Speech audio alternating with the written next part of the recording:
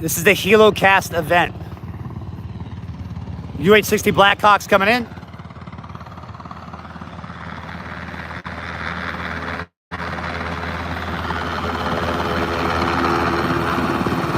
Dive master is going to give it a go.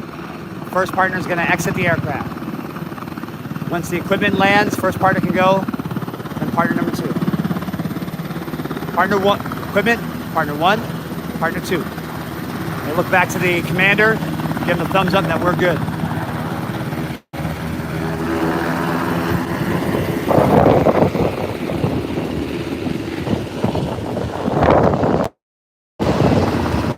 If somebody doesn't mind in the comments,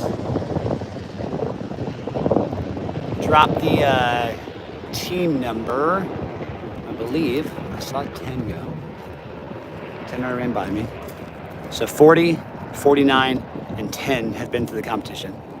So that means 30. 1, 2, 3, 4. So this is likely team 38. Team 38 likely just dropped in. Melina, do you know what team number this is? No. Okay, roger. All good, all good. I believe it's probably team 38. Started their time. They're currently at 50 seconds. 2 teams are per UH-60. They do 1 spin. Team goes in, drops in, moves out. The helicopter comes in for a second pass, and then second team that was on the helicopter drops in. This is the Helocast event. All Ranger teams were given 10 minutes to conduct a poncho raft. That poncho raft was in accordance with our training circular that tells you exactly how to build a poncho raft. Time there is whoever builds the fastest poncho raft will likely win this event. So you build extremely good poncho raft with all of your respective equipment. You're then going to swim. Your time's going to stop.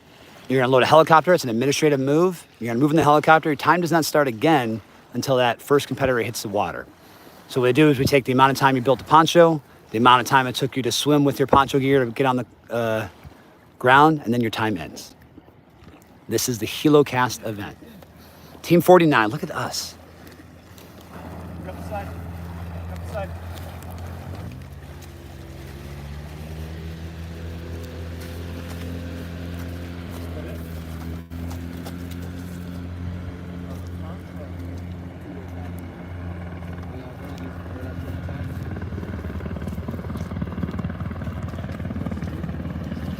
Team 49.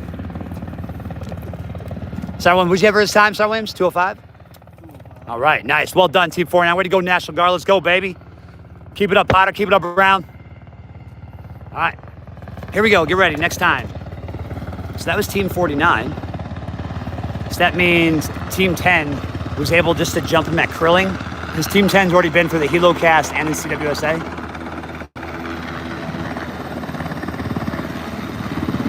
So this is probably going to be, if I were to be a betting man, Team 38, representing Airborne Ranger Training Brigade. Drop, drop, drop. Time start when the first partner hit the water.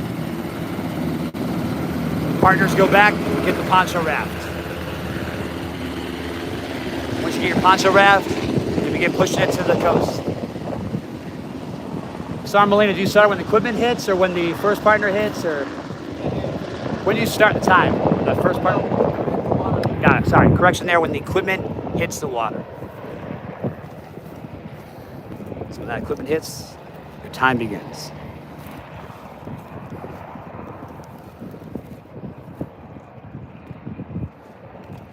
Notice we got safety boats here for the competitors. In addition to safety boats, we got people right here on the side that are ready to jump in for whatever reason if somebody needs some help. They're wearing life rotation vests and they got their poncho raft. This team, like the Team 38, is doing the method where the stronger swimmer is just pushing the poncho raft while the other swimmer is just getting to the shore until they can start walking. Once they can start walking, they'll walk back a little bit, grab that poncho, get to the finish line.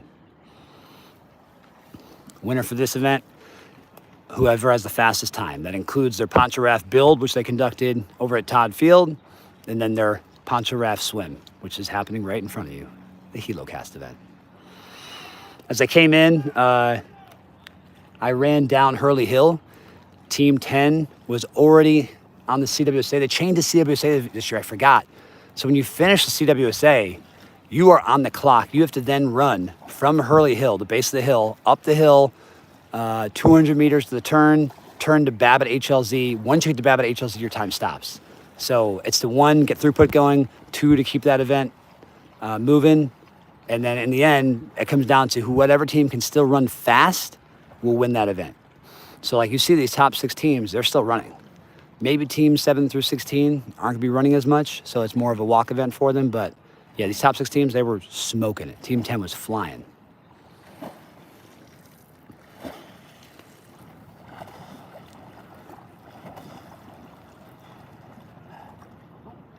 You got the ground.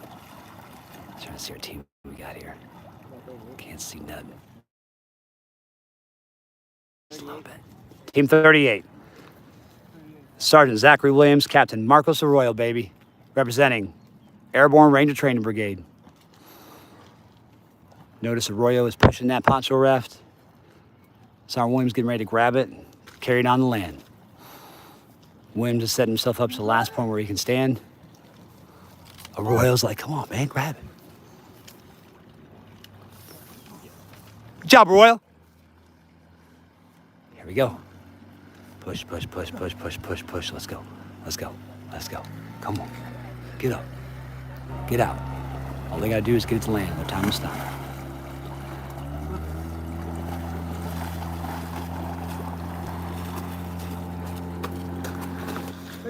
Time. 1, 2, 3. 3:10. That was a 3:10.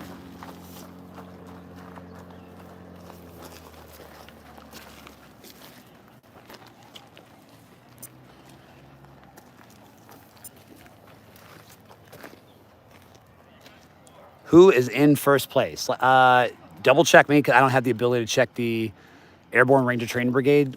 Go to Facebook, go to the Airborne Ranger Training Brigade.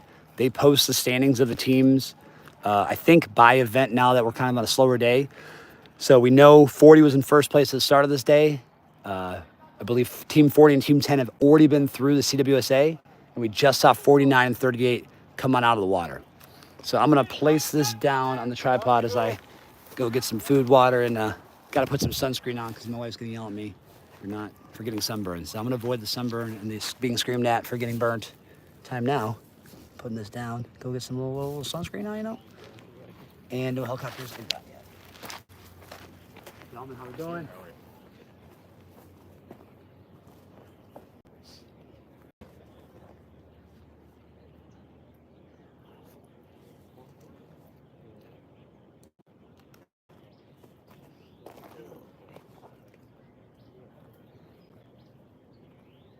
You guys got any favorites today?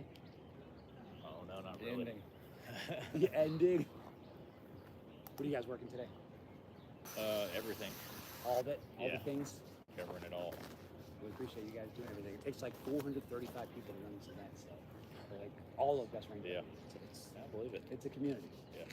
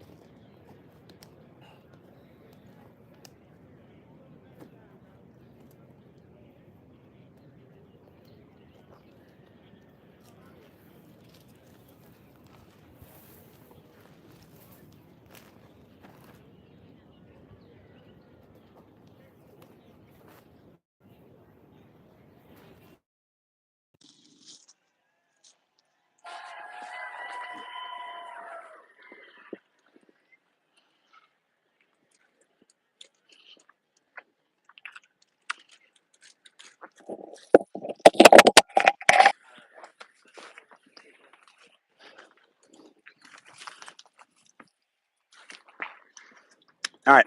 As you wait in this live stream, one, know that I did put my sunscreen on, so wife will no longer yell at me. I'm not going to get sunburnt. This will be the second year in a row I didn't get sunburnt. No big deal. Small wins. Next, if you're like, what the heck is going on over there? I want to watch that stuff right now. Go over to the Confident Water Survival Assessment on Facebook Live, Best Ranger Competition. You're going to see Blaine Reeves, winner of 1993, giving commentary over there. I heard them cheering for Team 38. So if you don't know what they're doing, one partner is going to go over that log beam, step over that balance beam, go on that rope, climb the rope to the Ranger tab it, fall down, get out of the water. Second partner does the same thing. Then they both have to go up to the top of this 10, 20, 30, 40, 50, 6-foot tower. They climb the stairs, attach the zip line to it. They zip line down the water. They then have to run. This is new. The half mile or two. Run to their gear and then carry their gear up a big hill and up to, I think it's about 800 meters, so half a mile movement back to Babbitt HLZ. Time stops. So who wins this event? It's your fastest team. Like, who are your endurance teams? If you have an aerobic endurance team who can still move, you don't have any foot problems from this event, you're going to do very well. As you saw in the obstacle courses, kind of those last like 7 teams or so, like, got to walk a little bit, having some issues. It's part of the competition. They're not going to do so hot placing wise in this event just because they're not going to be able to run fast during the half mile run. I believe it's 38. Once again, if you want the actual stream to this, look at the other stream. Other stream is at Facebook Live. Facebook Live. Yes, Lieutenant Andrew Winsky and Sergeant Matthew Dunphy.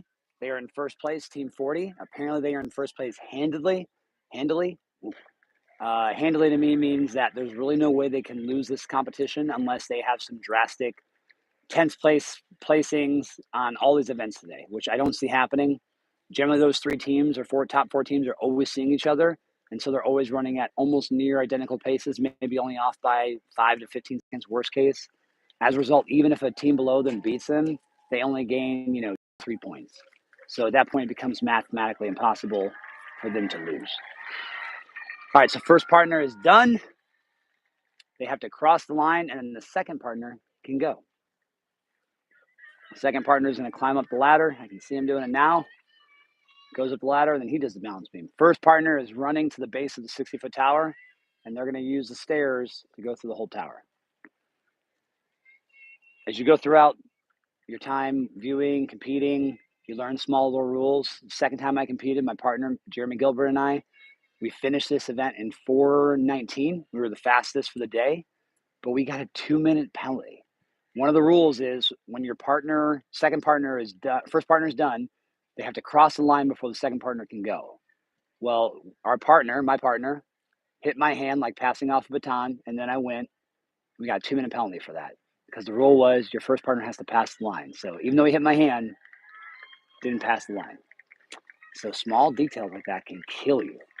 And those are things you're never going to forget as a coach, and you're going to make sure your competitors are not going to make those same silly mistakes. That can be brutal. Boom, into the water. All right, notice strategy here, a little strategery. Your second partner should be the partner who feels fast, who's going to be able to grind it and get after it. First partner is one who's like light on their feet, a little bit or heavy on their feet, maybe hurting a lot from the night before, because they can take their time up the staircase. The second partner cannot go in the zip line until the first partner's out of the water. So as long as that first partner is zipping before the second partner gets to the bottom, you're golden. 6 stories is tough to go fast on. All right, Team 40's been through. Team 49's been through.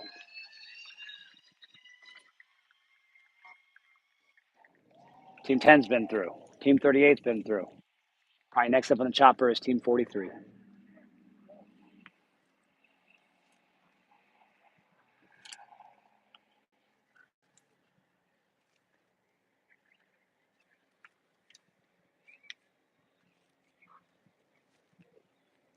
Who's in first place? Yeah, I told you. Our sergeant, yep, told you first place. Cap, your live stream is 100, 100, 100, 100. So 400. A live stream is 400, 3 thumbs up, 2 salutes, 5 duple dabs. I'm crazy. Laughing emoji, jumping up and down. I don't even know what you mean by that. Is that a good thing? Is that a bad thing? What are these kids saying? No cap a day. Tell me. No cap. Do I got that Riz on that stream? I think that meant something to a Gen Zer. I'm like, as a millennial here, I'm a little bit up, and so I'm like trying to learn the words and the phrases and stay hip to the stream culture. Here we go. We got a zip liner. Boom, boom, boom. Like I said, if you want the more close-up version, go to Facebook Live. But now we got the Helocast. I hear the choppers coming up and overhead.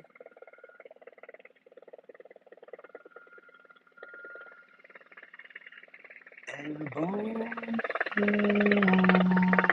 Ranger Hilo. Here we go.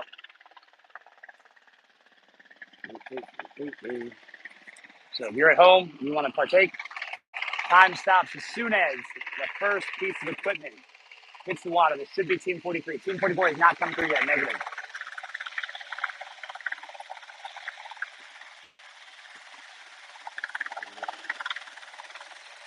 Jumpmaster tells them they are clear to go. Equipment drops. Time starts now. First partner, second partner. Boom. Beautiful. Excellent exit, strong exit. Now,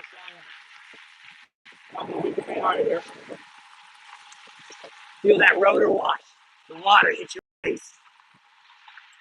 So you got two techniques. You already saw earlier, one team did a double partner push. They got here in 2 minutes, 10 seconds. Team 38 decided to do a one partner push. They got here in 3 minutes, 10 seconds. So the two partner push was faster. First team that we got to see on the stream here is Team 49 and 210. And then second team we got to see here is Team 38. They did it in like 310 or so. So obviously two people stronger than one, regardless of whether you're strong or weak swimmers. So definitely a technique if you're thinking about competing in the future. Hawaiian hibiscus tropic SPF 30 at Commandos. Emoji, pound, salute, pound. May not work too long at Victory Pond. Oh, lovely Georgia heat and red clay. Head sideways, funny, laughing emoji, salute, sunglasses, sun, lightning, star. Is Lieutenant Peter File still competing? Peter File? That didn't sound familiar. Peter File. Peter File.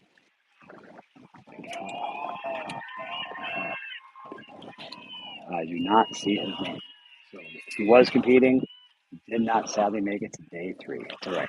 The 16 teams do. We started off with 56 teams on day 1. We got down to 45 teams before the foot march. We got down to 28 teams to start day 2.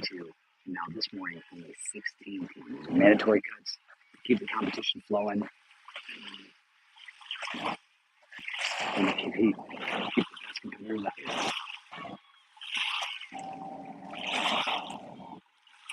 What's right? 202. Notice it's still right here. You're going to get out of the water here.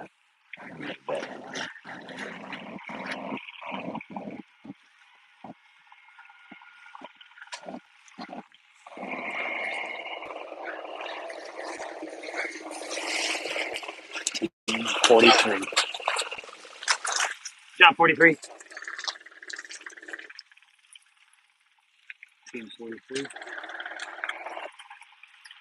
That'd be sick if they carried it for you. Like, hell yeah. It'd be funny if they got to carry it for you. Yeah, Lisa. That's right. Good job, 43. That was Sergeant James DeCoco and Sergeant Coy Anderson. They asked if somebody else was going to pick up their gear for them. Maybe they could recycle. But I'll let you know they're going to move their own gear. I like that they tried, though. You don't know unless you ask, right? All right, so that should be keeping us on track with Team 44. Specialist Jackson, Daniel, Sergeant, Taylor, Arnold. Start your clocks at home once the equipment hits the water. Boom, equipment starts. First partner. Second partner. Beautiful. Roller wash. Incoming, baby.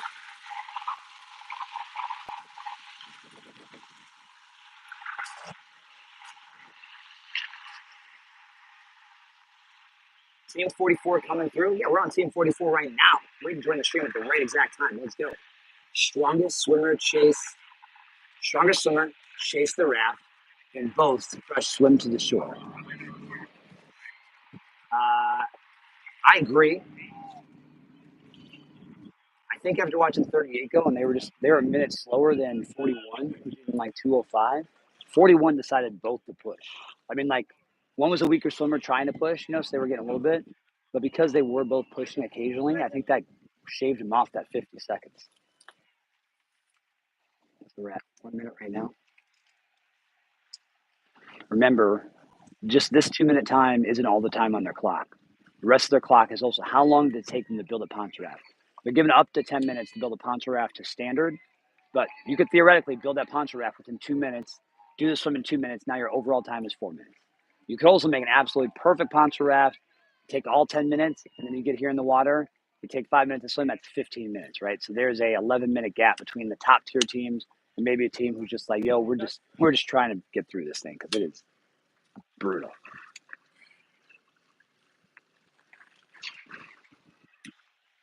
Let's go, Arnis.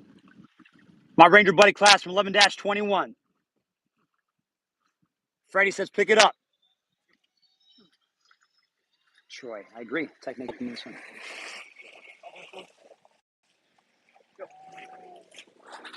Time. Minute 53. Team 3. Job 3. Sorry, that was team 3. My bad. So this went a little bit out of order.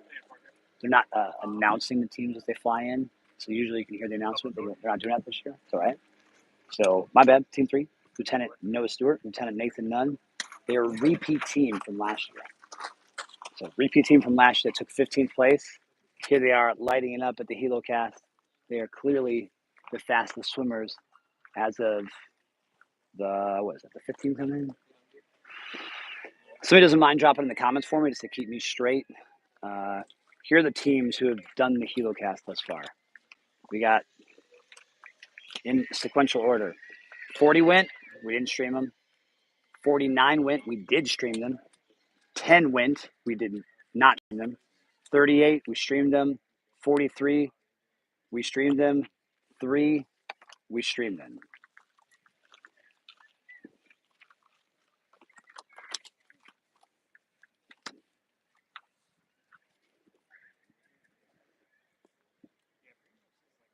Yeah, so when we actually do have Team 44, I will redo the shout out. That was my bad.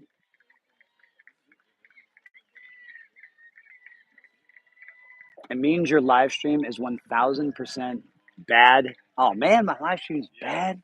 Dang it. I'm trying to make the live stream good, you know what I mean? Or is it bad in a good way?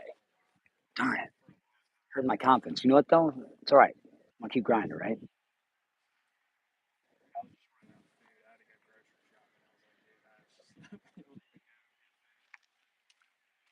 Oh, it's good. Okay. We're at 44% battery. We're cooking. We're looking good. We got that sunscreen. We ain't burnt. We eating some snacks. We're getting a little bit of the cwsa from the backside. Like I said, you're not going to get. If you could, here's what I would do. I'd have double monitor set up. I have left monitor with the YouTube live stream. That way you get the Helocast. I have right monitor, Facebook live stream. That way I get the cwsa cast. And then I'm just like back and forth, mute, unmute, listening to both sides, figuring out what's going on. Bad, A, star. I'm bad all. I'm bad all. LOL. Laugh out loud, right? Okay, good. This live stream rocks. Hopefully rocks is a good thing. You're doing awesome. Thanks. Yeah, I'm just messing with you guys. Appreciate it. We appreciate the support. It's a pleasure and honor for all three of us. I get to do this live stream. One of us was a competitor in 2012. I was competitor 3 times, 12, 13, 15. Blaine Reeves won in 93. So this was all of our journeys and adventures started here at the Best Ranger competition for competing. It was only the start, right? And so you love being attracted by greatness. Definitely something that keeps us coming out every single year. Service above self, helping out families. And then just like being in awe of all these different Rangers every single year. Like oftentimes we think about parents, we'll say like, your generation is weak and soft and they're not as good. And it's awesome to be recalibrated. Come on here every year. Like we're good. Like country's in great hands. We have awesome leaders. And individual soldiers, non-commissioned officers that we're going to be okay, regardless of what happens. We got some pretty darn good people out there, and they're doing great things.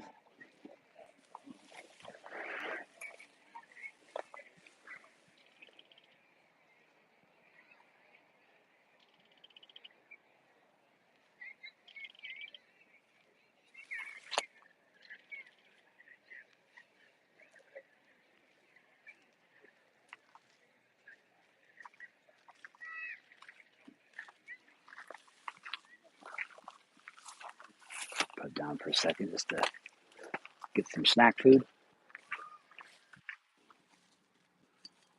Just gonna step away for a little bit until the next chopper comes in or somebody gets moving on the zip line.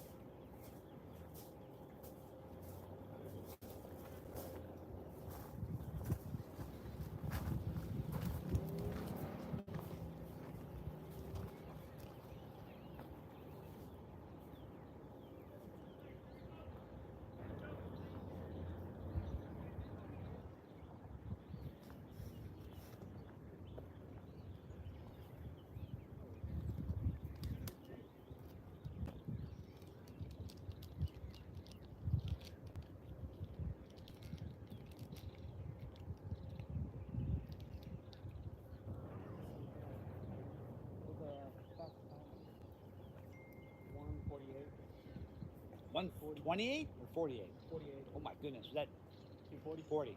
Yeah. They're smoking, man. Yeah. They're lighting it up. How was 10? 151. Yeah. That's what happens in this last day, man. Like those top 3 teams are always within seconds. Yeah. It's so hard to move in any place and as a result.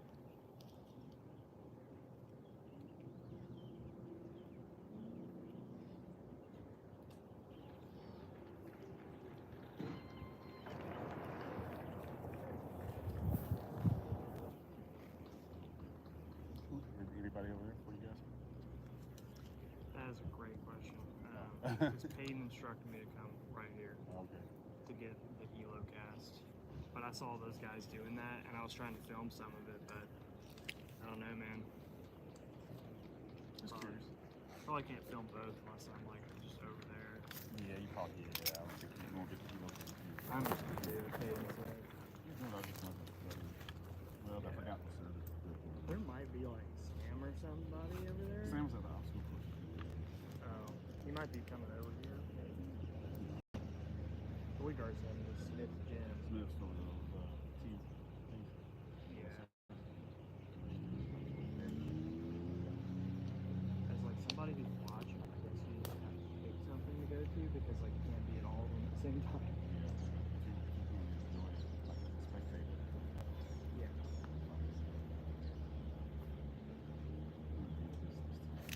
I broke the back of my neck with that.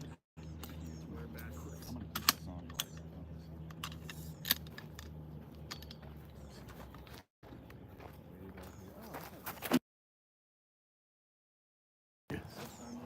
Lickies and chewies are in.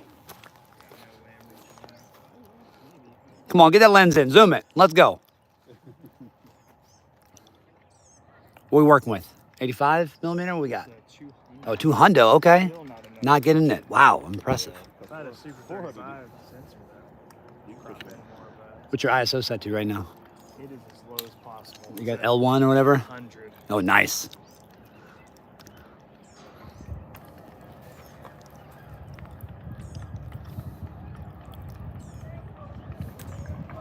We got a little zip action. Okay. So oddly enough, it's hard to control the stabilization when I'm zooming, my bad there, but when you zip line in this event, people think that if you rock forward and back, you'll go faster than the zip line. Actually does not increase the speed at all. How do I know this? After 12 years of coming here, every single competition, we've timed multiple competitors who swing and those who just sit. It is literally a physics problem. Just because your body and mass and movement is moving, gravity will take you, regardless of your weight, the exact same speed down the zip line.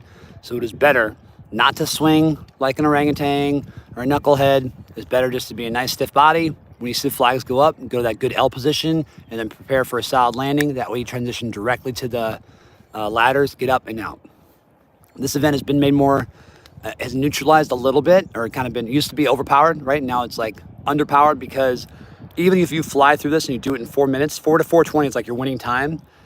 Now you have to run a half mile with your rucks while soaking wet to Babbitt HLZ. So this event's gonna be won by a decent time, so like 4:30 to 5, but then you also have to be able to sprint that 500 meter, 800 meter movement relatively quickly. So that's just what's up. Here we go, zoom. Let's get a little zoom action. Look at that zoom, okay. Perfect. Ooh, a little bit late on the release. He kind of rode it in, so that allows your face to go forward. You want to avoid that, but it's all right. Thank you for the live stream. Amazing. On the zip line, is there a flag or something that shows them when to let go? That's a great question. So let's do a little zoom out to zoom in action. Let's see how precise we are here. So there's a zip, right? As you're up top, there's gonna be a person on the bottom right here. You see that black flag? Directly at the base of that black flag, there is a Ranger Recycle who has a VS17 panel. It's this bright, beautiful pink and red flag. That person is gonna wave it down when you are allowed to drop. Really, it's supposed to be, as soon as he drops it, you're supposed to drop too. To game it a little bit, you don't wanna drop until you are parallel to the ladder, because as soon as you drop, hit the water, and you're parallel to the ladder, you just swim over 5 strokes, you're on the ladder, you're going up and out.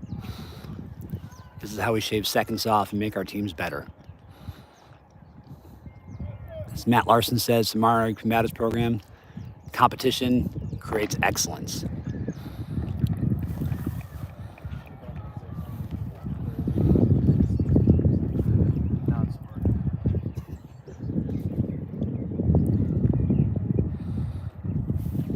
Facebook live stream is getting you the in-person, face-to-face action of the CWSA. We're over here just covering the Helocast.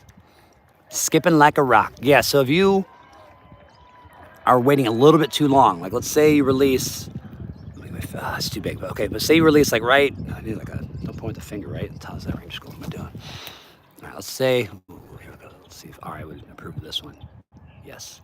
If you release right here by that dock, you will skip and hit those tires. So that's why they try to have you release kind of mid-water.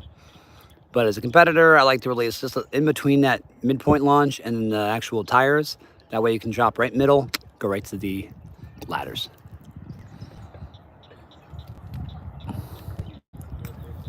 How many teams are left in the competition? Let's go, commentary, way to jump in for us. Yes, there are 16 teams. How it worked this year is we started off with 56 teams. Then we dropped to 45 before, we dropped to 16 to start this morning. This assists with throughput. It assists with keeping teams who are relatively like fresh and still able to compete and finish. And it adds like an intricacy to this competition that used to not be there. Probably 2012, the first time I competed, when we had 34 teams finish, right? It takes 435 personnel, soldiers, workers, to assist and run this event for 112 competitors. So it's a lot of human resources to get this going for those 112 people, almost 4 to 1. As a result, it's just too hard to make it like 300 person event or like a true open, right? Like we wouldn't have the throughput and time to get teams through it. The Airborne Ranger Training Brigade does an outstanding job though of putting these finest Rangers through it. Yeah, don't use your finger Rangers. I mean, that's what I started doing that, and I was like, oh shoot, and like I'm thinking back to mountain phase right now, and they'd be like, what are you doing? I'm like, I'm just, oh sorry, I'm grabbing the piece of grass. Ooh, whoopsies. Okay, all right, let's see if we can see the VS17 panel. Boom. Did you see that on the live stream? Like there was a person with that beautiful pink flag. It's called the VS17 panel. They waved it down. That's the trigger for, hey, you should release now. Otherwise, you're gonna ride and burn into the tires. There you go.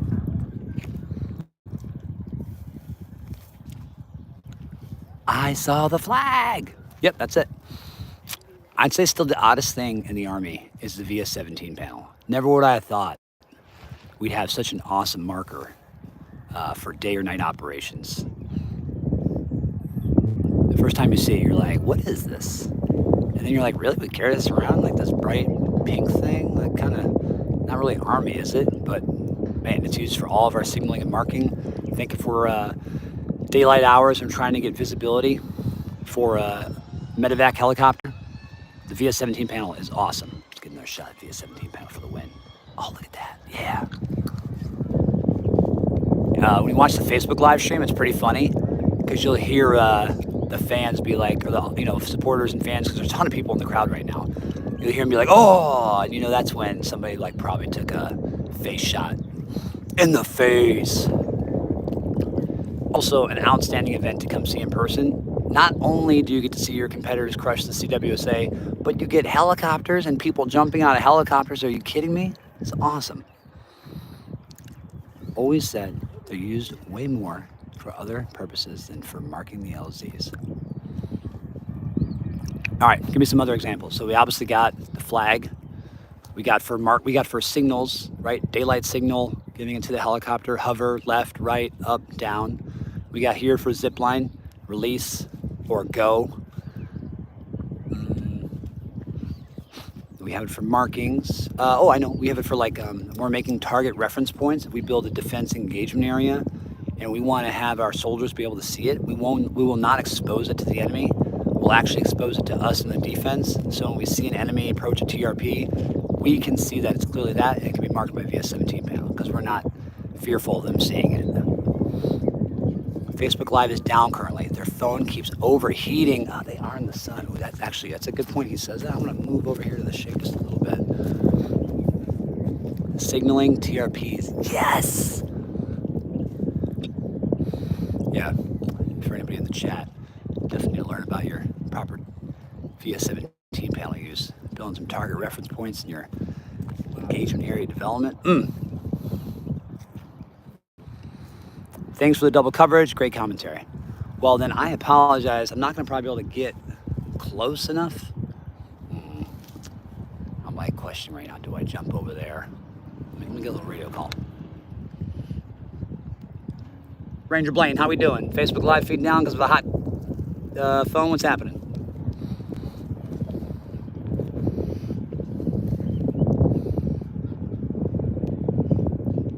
Ranger Reeves, you there, big dog? Over.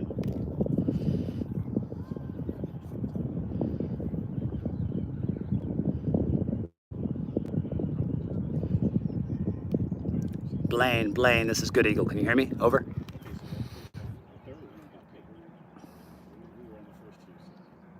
Near and far side signaling. Damn it, that's a really good point. Totally pick it up and down. Nobody's carrying VS-17 panel, right? So can't miss you with that one.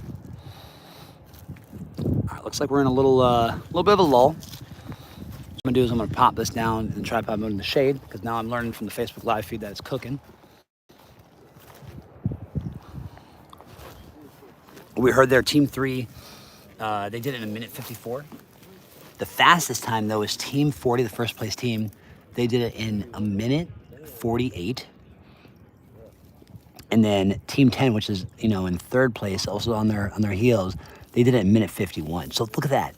Your top team, your first and third place team, were within 3 seconds for the swim portion of the Helocast. So those top teams are actually going to win this event by who did the poncho raft most efficiently. It is so tight at the end of the day when you have these top teams going head to head.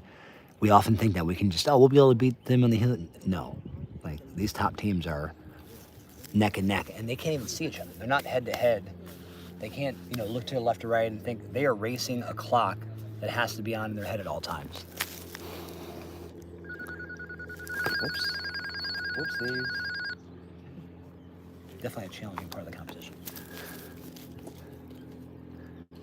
Back up now. Perfect. Good. Good to hear that the Facebook live stream is back up. CWSA. We are in a down part right now, though. So nobody's coming through yet. Waiting for helicopters to come in. And then they'll push over, obviously, to the CWSA. Whilst this is happening, I will put my charger on. I think I'm only down to 30% battery on this phone. Can't let that happen. That little guy, gonna need to worry about that little guy. That little guy being the power. Okay, all right. Put this in. Okay, we're charging. We're charged. All right, good. Good position to be in right now.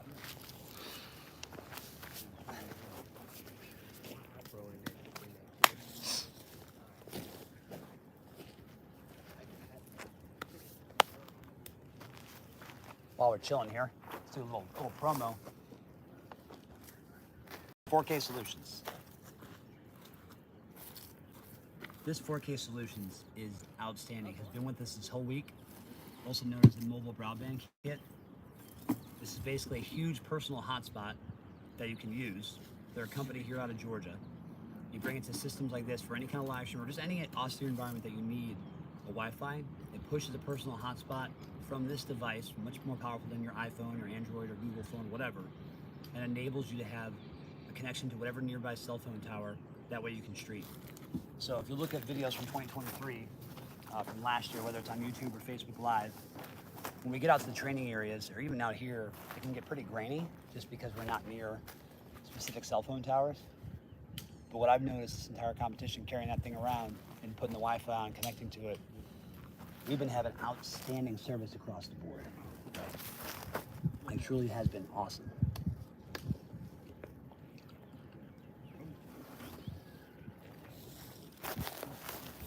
It has enabled better resolution. It's allowed our iPhone systems to have that 4K resolution that we're used to seeing, opposed to the grainy looking like a toaster made it. So, huge shout out to them. It's been awesome having it. Super easy to lug around, probably about 25 pounds. And then you plug it in. I think it only takes a couple hours to be fully charged, and it can run for, I think it's programmed up to 6 hours, but I'm telling you, it was on for 7 hours yesterday and the day before. So it's been really nice to have to do all this live streaming action with that in use. Big props to it.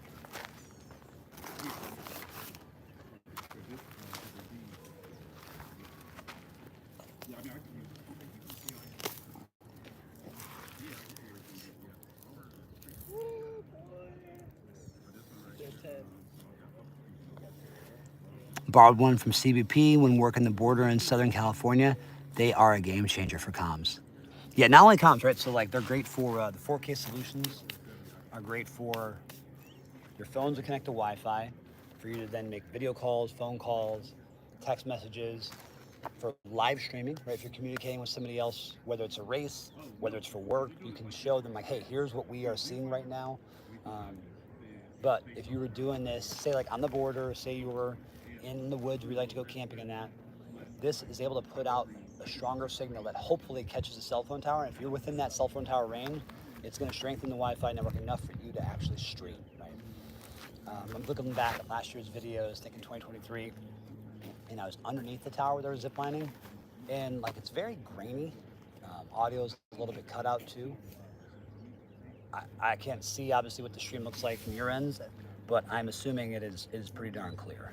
Also made the upgrade to the iPhone 15, just for this year to make sure that we elevated our level and brought it to the next set of competitors. So we're just in a holding pattern. We'll get back up. We'll know once we hear the choppers coming. Yeah. All right, 40's been through, 49, 10, 38, 43, and 3.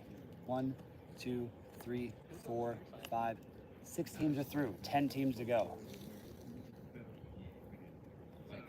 Our next team should be Team 27, and then after that, Team 44.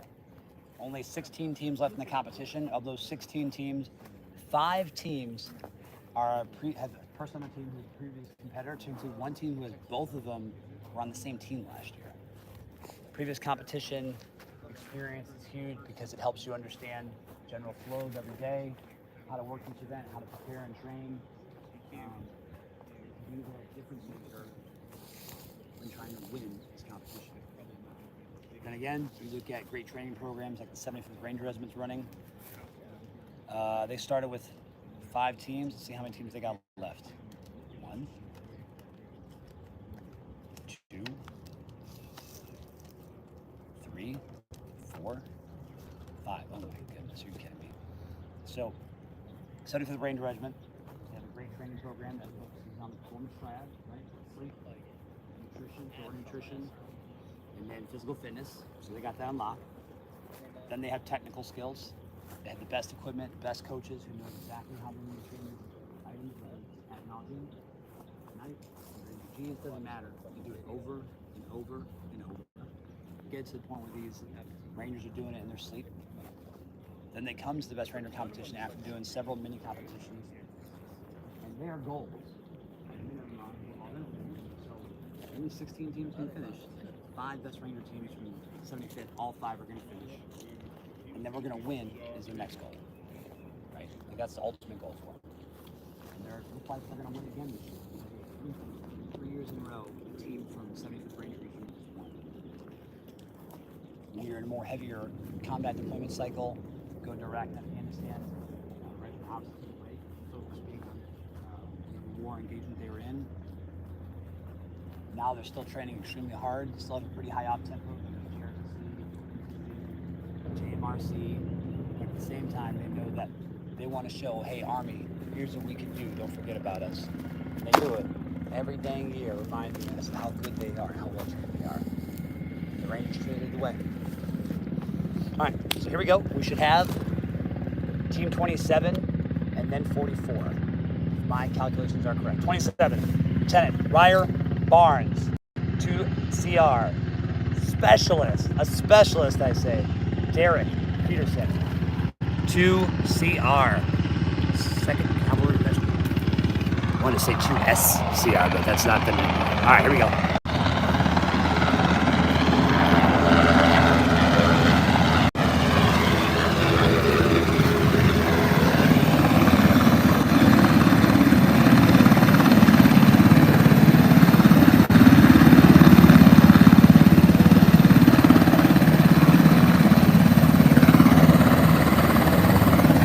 Time starts.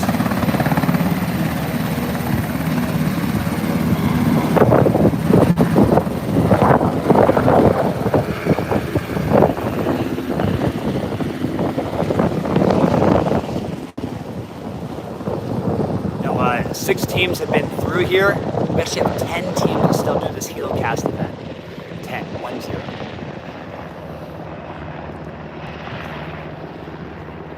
This should be Team 27, 2CR, Lieutenant Ryer Barnes, Specialist Derek Peterson. Always incredible to see a specialist as a Ranger qualified individual in the Best Ranger competition.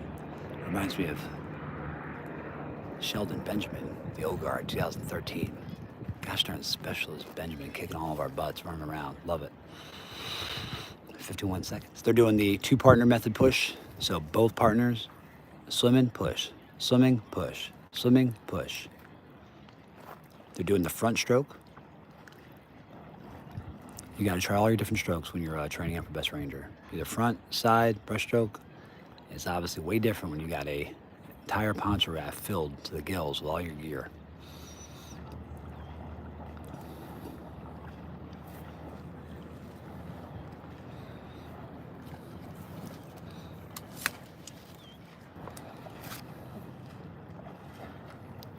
They're at 1:30. Team 40 did this in 1:48. So we'll give you their 1:48 time hack when that happens. So you know, kind of see where Team 40 was. Like almost like a ghost, right? Like in Mario Kart, you can see a little ghost self. All right, Team 40 was here at 1:48. Team 10 was here at 1:51. I forget what team it was behind us, but that team showed 1:54 just now. So that's 3 teams already in front of this team. They can touch the ground, they're saying move up. It's 44, 44, 44, let's go. Let's go, 44. 44 Ranger Regiment team. Clock stops. 2:09-ish, 2:09.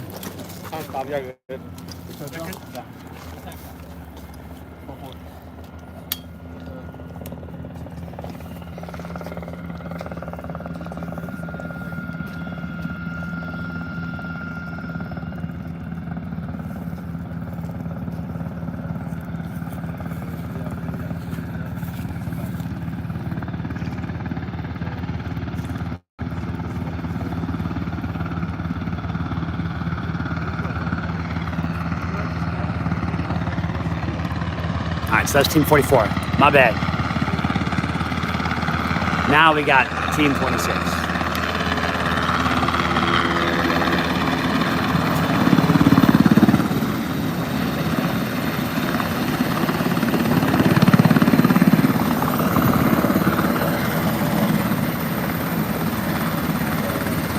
Time starts. Jump. Jump.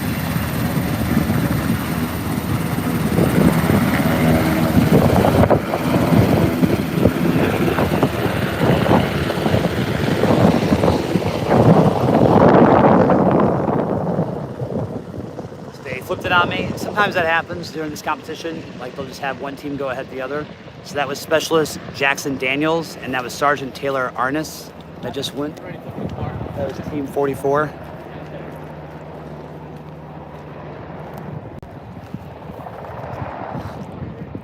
All right, we should be here at team 27. This should be team 27, 2CR, Specialist Derek Peterson, Lieutenant Ryer Barnes, both first-time competitors. Have no females. Hey, no females in best ranger, question mark? Oh, you don't get 5 chances for, whoa. Steady there. Yo, that's one of my peers, one of my students.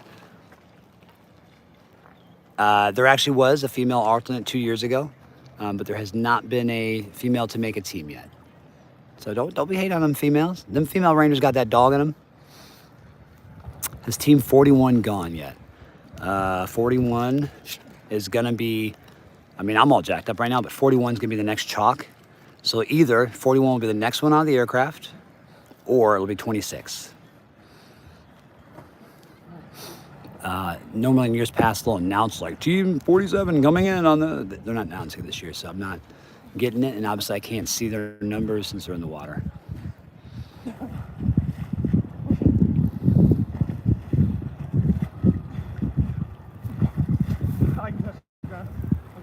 Team 41. Look at that, just like you asked. Team 41's already here.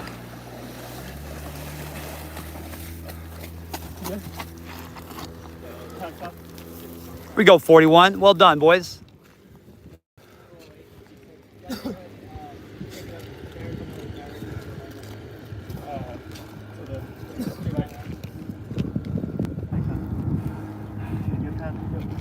Bro, he was like manhandling our shit in there.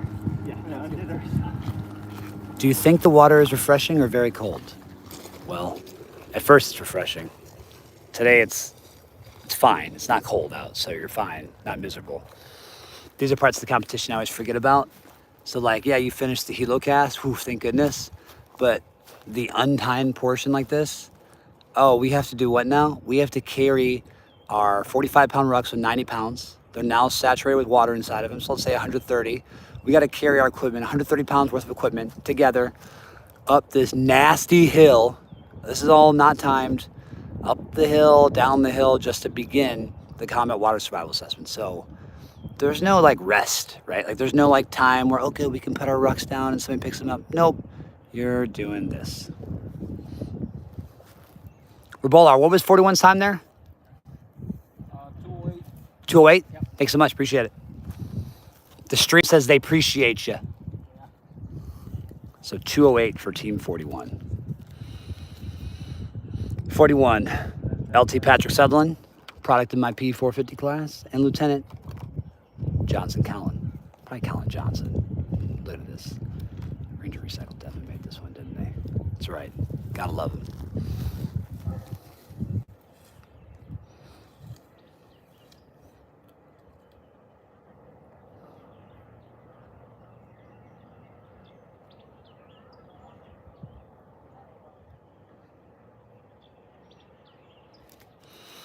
Yeah, so what's likely happening is teams are just getting skipped administratively. Like if you want to go, you can, hey, I'm ready to go now at curling or something. So let's see, who has gone through? Somebody in the comments in the keyboard could hook me up here, just so I have a comment bar to go back to. We've had team 40, team 49, team 10, team 38, Team 43. Team 3. Team 41. Those are all the teams we've had come through thus far. Gosh, this is weird now, because now we're way out of order. We still have to see 27 and 44 come through.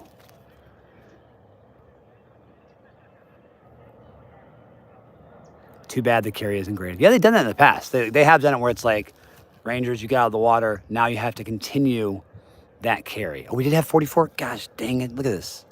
So we're waiting on 27 then. So 27's out of the order for some reason. We did have Arnis. Dang it. All right, so we're gonna have 27 and 26 coming here back to back. That's funny because they're both 2CR. So sometimes it's kind of nice. Like when you're training with these guys for the last 6 to 8 months, and then you're in the competition final day. Like maybe they ask for like, hey, could we go back to back together on this in the flight? It's possible, especially if you know like you're not really in the running to win. You're just trying to take like maybe a top 10 place right now. So maybe 27, 26 are gonna get in together. So let me play my cards out the way. Just make my little cheat sheet out of here. Mix up the numbers a little bit. So 44 already went. 41 already went.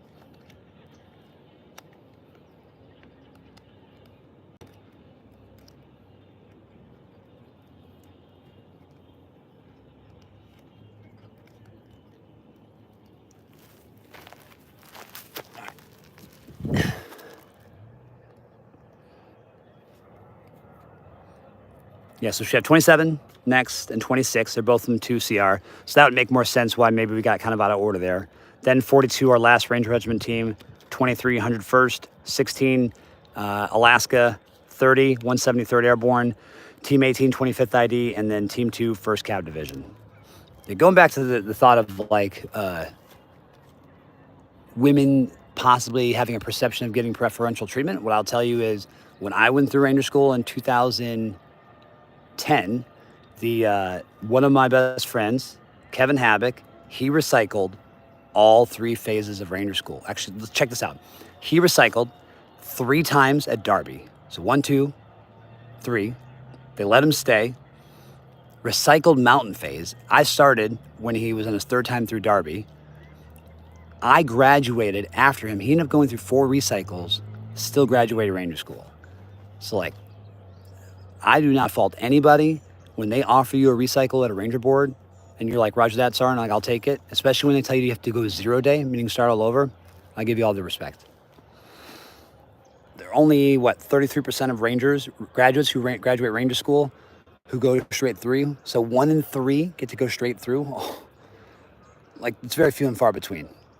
The other 2/3 of people recycle at least 1 time. It takes a lot of guts, mental fortitude to be like, you know what, I'm gonna do this again. Because it's a grind in your body every single day. You are locked in. There's no chill time with the Ranger instructor. You are always tightening it up when they're around. You're paying attention. You're trying to stay awake. Everybody falls asleep a little bit.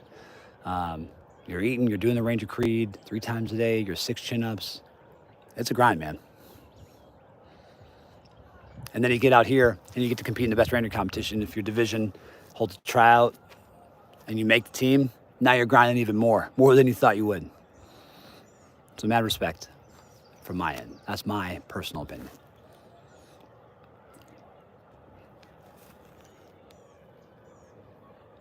Tell Team 26 and 27 when they come through, we are watching and supporting them from over here in Germany. Sorry, it's like I put my brightness really low. That way I can run the power just a little bit longer. Fondness. Okay, you got it. Yep, Germany.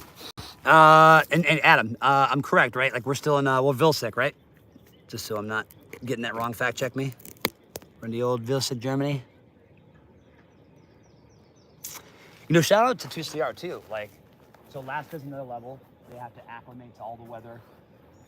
Coming from relatively cold temperatures, all training period. Maybe it gets nice and it's up to like 48 degrees or something. And that's like set up for them.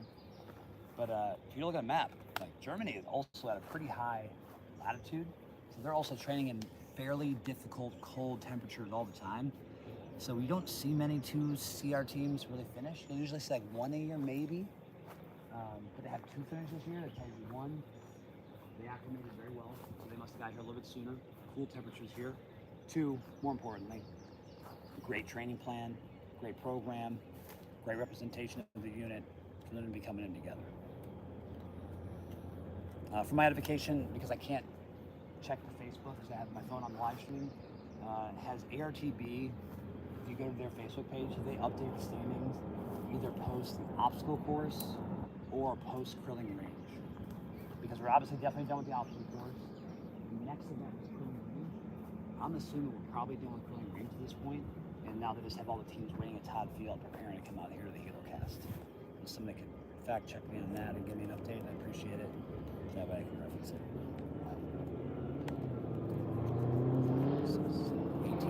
8 teams through. We're halfway through the Helocast event. Once this Helocast event is over, I'm going to bounce to my car and start charging all my stuff in preparation for the final buddy run. Last year they started that final buddy run really early, so we almost missed the start of it. One of us, probably in a gator with the lead element, where you can kind of see that battle between team 10, 40, 41. We'll have one team winning back the last team. And then obviously one team that'll be filming the final live stream of the finish line. Here we go. These should be our 2 CR teams. No longer CR.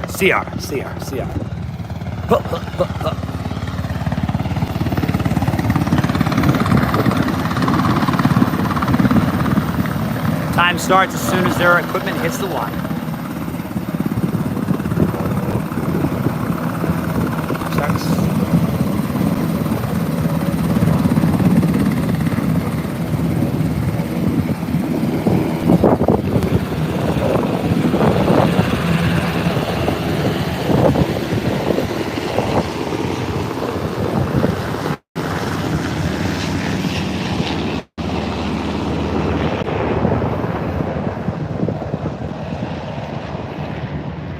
If I'm a knucklehead here and it ends up not being 27 or 26, not my fault. We're just going up. Okay, so this is 27. They just announced. They announced 27. This is Lieutenant Ryer Barnes and Specialist Derek Peterson. Let's go, boys. Germany's cheering for you. They're going wild right now.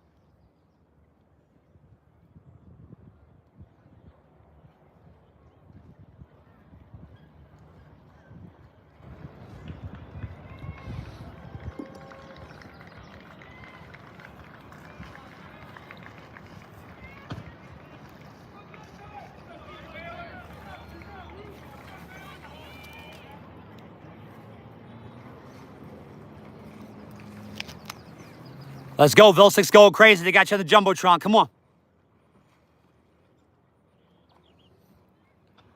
Germany's hyped up. They're saying swim, baby.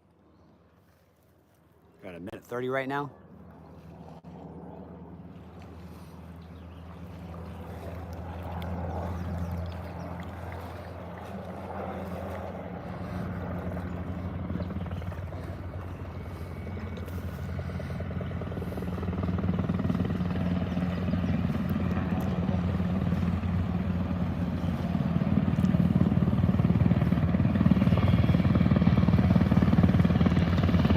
Good work, boys. Here we go. Look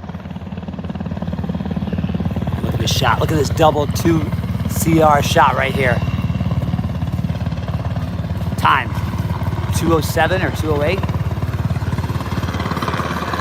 2:07 it sounds like you gave it.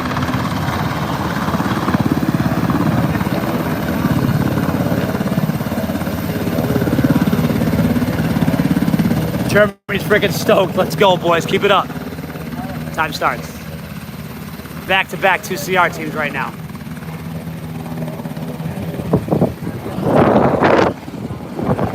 Let's go, boys!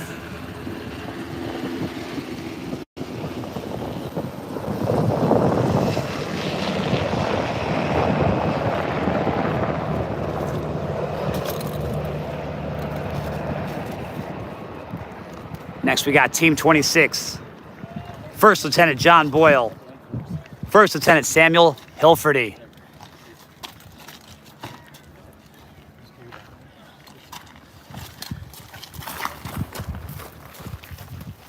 Let's go, boys. Germany's watching you. They got you on the Jumbotron, they're saying in Vilsic. Come on. I heard him be like, really? Dang.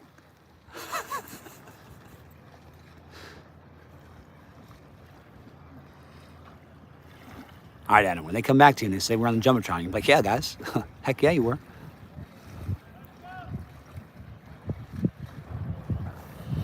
They're at minute 8 right now.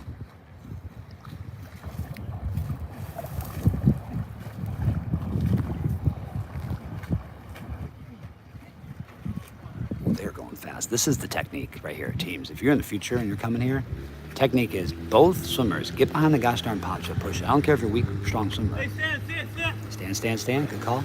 Go Germany! Come on, Germany! Wowzers. Ho, ho, ho, ho, ho, ho. Well friggin' done, boys. Germany says they got you guys on the Jumbotron in Vilsik right now.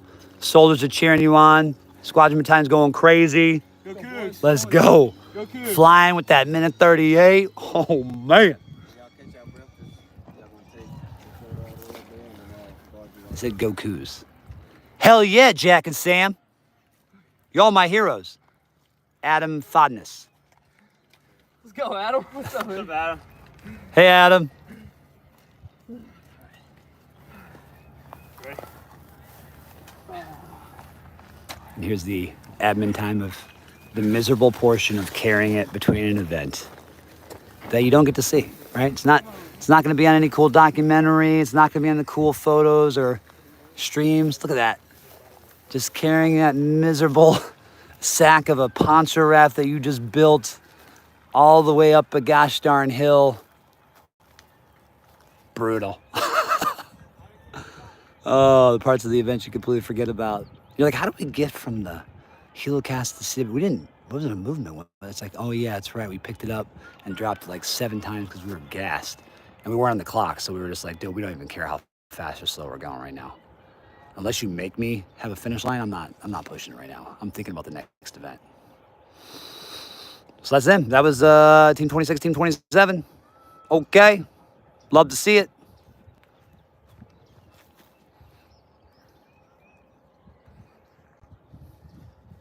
Adam, you got a shout out from the competitors. They're like, what's up, Adam? That was pretty funny. Very rarely do you get the fourth wall to be broken like that because they're usually so locked in.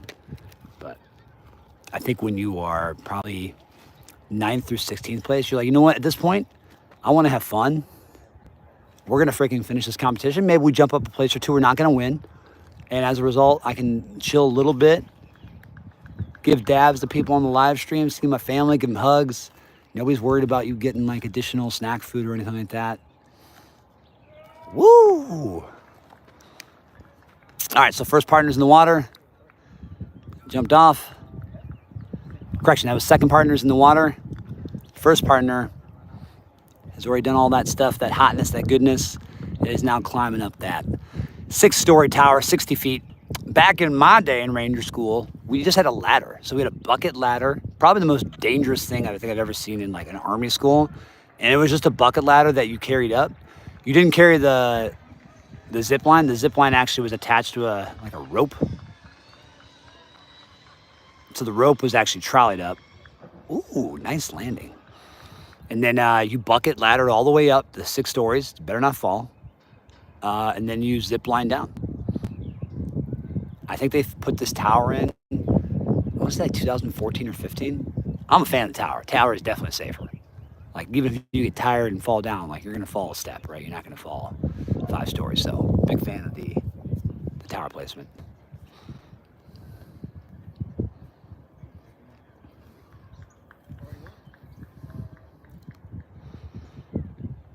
All right, you got your first, our second competitor, our first competitor running. So the first competitor is running at the finish line. He's just waiting for his partner. It only saves you seconds, but if that first partner wants to stay by the ladder to help him up, you can do that. But really, the second partner should be a faster partner, so they don't like really need help to get out of the ladder. They're going to be flying. They want you as that first partner to get the recovery, so we can move out and hump all the way to Babbitt HLZ.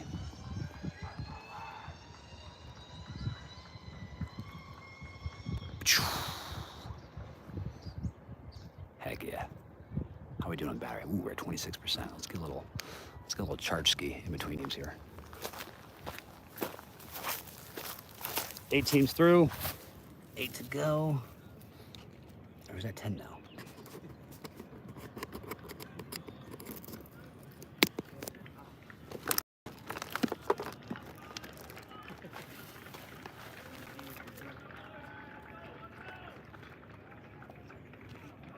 We have 6 teams to go. We have team 42, 23, 16, 30, 18, 2. So our last 6 teams on the Helocast event. Likely all teams are done at Grueling Range, shot their record of fire. They moved over to Todd Field. They are standby there waiting for their poncho raft construction time. They fill their poncho raft. They then move it over to the helicopter, 2 teams per helicopter. And fly here, 2 teams at a time.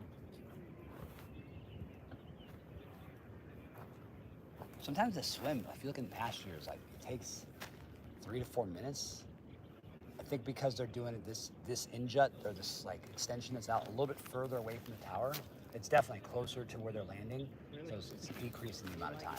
Last year we were finishing the swim at the base of the tower where there's zip lining. So they had to swim from where they're landing right now all the way in to the base of the tower. So this is definitely speeding up. Right now it's 12:06.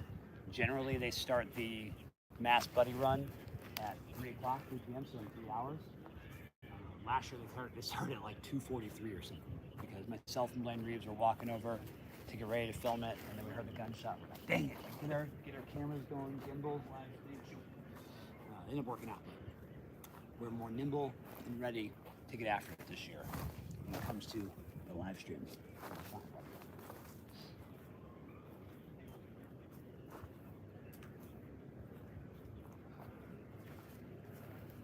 Stand by for the next team to fly in.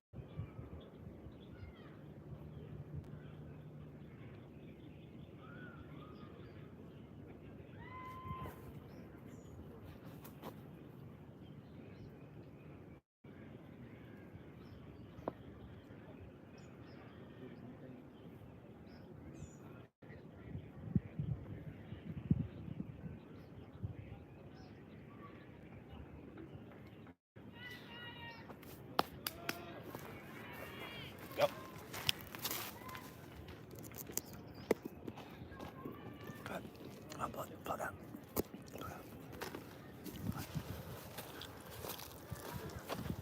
Ooh.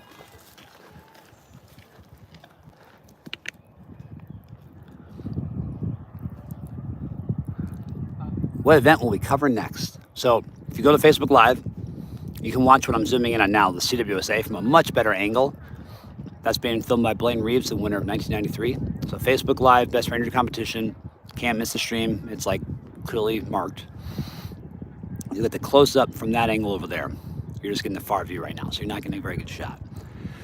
After that, Blaine and I are going to mosey on over to about the 1.5 mile point of the final 3.5 mile buddy run, charge up all of our tripods, our phones, all of our gear, make sure we're at least at 50%, and then we're going to move to the start line, hopefully with a gator this year. That way we can get the lead teams running, and then the last team as well. Correct. After this event, teams are going to get to Babbitt HLZ. There are buses there. Rangers are going to drop their back and all their gear off. They're only going to have their boots, pants, t-shirt, a bib with their number, their load-bearing equipment, and then a rubber ducky that they're going to carry. And that's going to be their 3.5 mile buddy run, and that's it. It's the final event. In total, there are 33 events over these past 3 days. That'll be the end of their 60+ mile adventure, depending on how long they did tactical land nav on.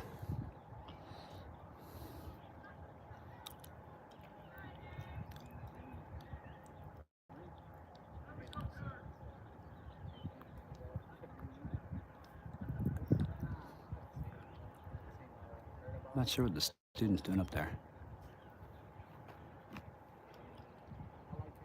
Looks like a combat photographer's trying to take a bad looking photo. Where's the start line buddy? Did you call me buddy? Really? You call me buddy guy? Oh, for the buddy run, my bad. For the buddy run. I thought you were coming at me like that. The buddy run start line is at Winsec on Fort Moore. Oh, that was a total in the face. That was an in the face landing. Oh man, I think I got it. Did I get that in the face landing a little bit? I think it was on the bottom of the screen, right? I was watching real life. I was enjoying the experience. That was incredible. But he landed on his face. He's okay though. He's okay. But the buddy run will start at Winsec. That is on Rainbow Road, I think. Rainbow Road. They run through the trail. There's a nice paved trail that they run through. Takes them down. They cross the road right to the Riverwalk. So that puts them at 1 mile. Then at that point, they run the rest of the way, all the way using the Riverwalk to the west side of the National Infantry Museum. Oh, that was an early drop, man. Like way too early. West side of the National Infantry Museum. Cross on the north side of the National Infantry Museum. Wrap around amongst where all the state flags are, and then they finish. Rifles raised. So he look at that. He dropped. So let me get another piece of. Yeah. All right. So let's show you what just happened there. A little strategery here. Sorry. Look at this. See that little piece? So there's a ladder right here. There's a ladder right here. He dropped near this ladder. You are not allowed to go up that ladder for the drop. Your ladder is supposed to be over here. So he dropped so early that he was at the wrong ladder. So what does that mean? That means that's more time you're swimming, right? You're not doing so hot. You don't want to swim. So it's wasted time and effort. All right, there's that next partner. I also hear the choppers coming.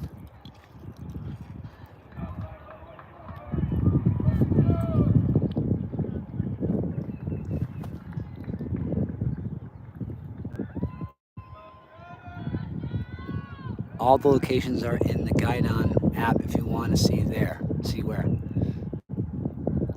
So the buddy run will probably show you that the finish line. Oh, a face landing as well. Oh my goodness. It'll show you the finish line, which says National Infantry Museum, but he's asking for the start line. Start line probably is not on the Guidon app because there's no way if you watch them at the start line, you're not going to see them finish unless you know exactly how to drive without making any mistakes or errors. Because usually they close off parts of the road as Rangers are going through. So you might totally miss it if you watch them at the start, but don't go to the finish. Finish is probably one of the most awe-inspiring things that you got to go to if you ever come to the Best Ranger competition in person. To imagine that these dudes have just gone through 60+ miles of effort, sweat, tears, battling through injuries, and they're going to finish like that. Gets you going every time.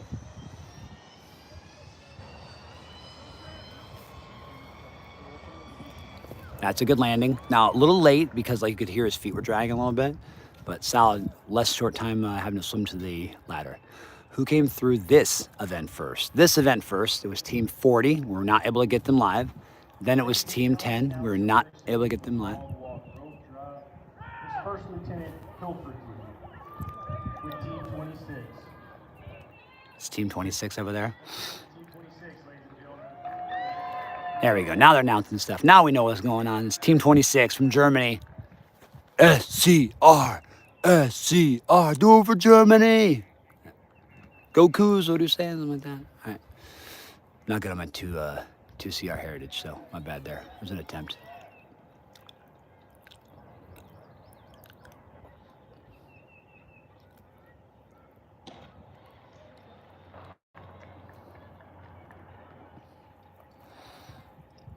So yeah, we missed Team 40, we missed Team 10, and then I think we're good. I think we hit the third team that got here, and we're gonna get them all the way through 16. So we're gonna have 14 out of 16 teams filmed. I think that fastest team was that most recent SCR. It was like 1:38. So as long as their poncho raft construction went well, they might take first in that event. Now what probably happened is 26-27 did like an average job on the poncho raft. So even though they clearly crushed the swim portion, they're probably gonna take like 6th overall on the poncho raft construction added into it.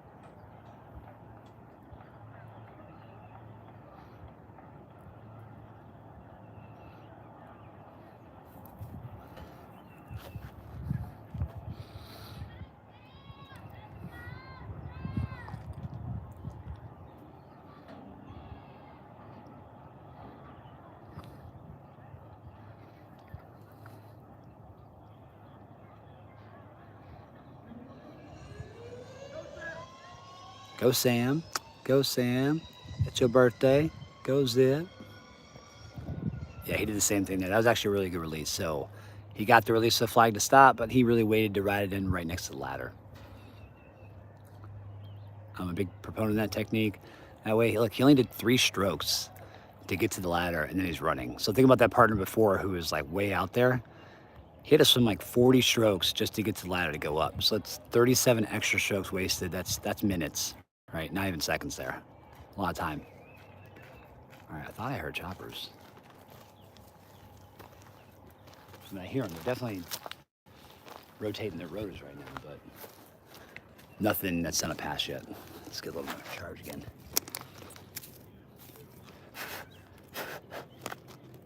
Got that beautiful Fort Moore sand. Gotta get it out of all my devices.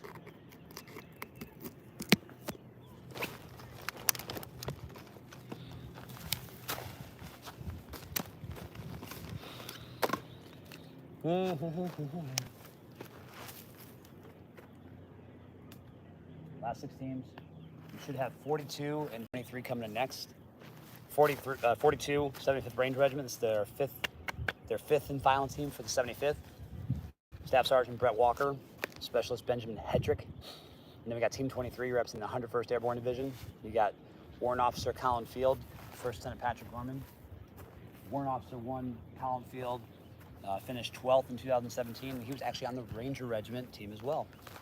So it's great when you get to compete in this competition. You represent your unit, right? Motivate all those soldiers, crews, subordinates, superiors alike who've put you in that position and give you the opportunity to compete in this best Ranger competition. Knowing the fact that the investment's going to be worth it because you're going to come back, have all that knowledge soaked in, and you're going to apply it to your units, whether it's a team, squad, platoon, company, battalion, I don't care. You're going to make all future events or crucible events, you're gonna make them that much better. Capstone events, because you know what good training looks like. And as a result of that, you're gonna make the highest quality events for your units. You're non-commissioned officers love good training. The worst thing we can do as leaders is have a training event, don't plan for it, don't have any resources, and then kind of do a half-assed job of running it. When you come to the best trainer competition, you see how events can be run efficiently, effectively. You then got to do the hard work of resourcing, like Airborne Ranger Training Brigade does, making a scoring system, making it fair, and also making it relevant to combat, right? Sometimes when we do competitions, we get a little bit unrealistic. Maybe we won't wear our IBAs, our plate carriers, and helmets. Oh, it's just easy. At the end of the day, remember, competitions are very healthy. They drive everybody to be excellent. But don't get away from what is our combat mission in the United States Army, which is to win the nation's war. Ladies and gentlemen, the next team we have coming around for their Helocast drop. Team 42, Specialist Benjamin Edrick, Staff Sergeant Brett Walker. Beautiful. Love to hear the announcement. Team 42, Staff Sergeant Brett Walker, Specialist Benjamin Hedrick. Team 42, representing 75th Ranger Regiment. Here we go.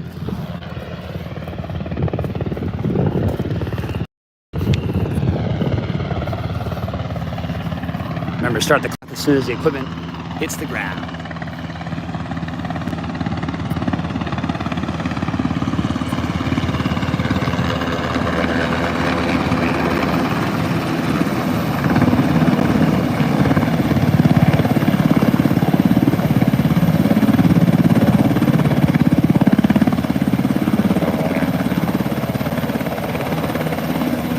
Go!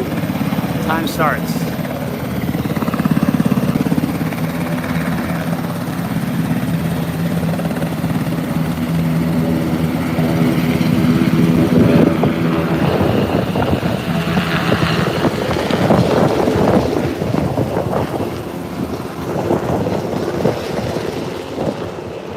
Future coach or future competitor, maybe you're watching this port.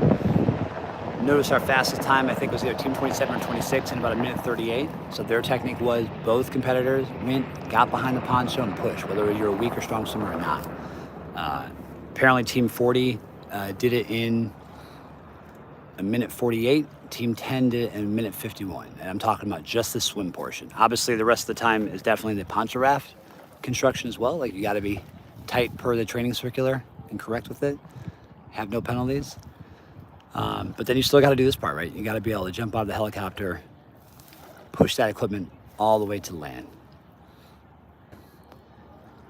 It's our last Ranger Regiment team. Excellent commentary. In the face. I mean, it was in the face. That was a hard landing. I wasn't kidding about it. Is he okay? Well, I mean, there's a little bit of embarrassment, right? Like, you're like, oh my God, I can't believe I just took a digger to the face with everybody watching. So he definitely wiped it off. Probably prides her a little bit. If he is hurting, which he probably is, he's not going to tell you.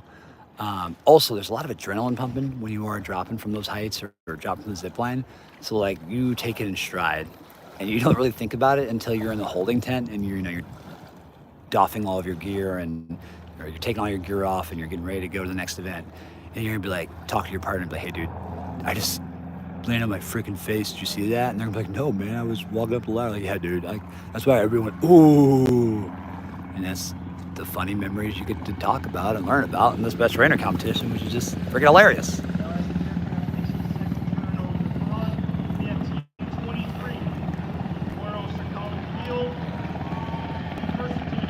Team 23 inbound.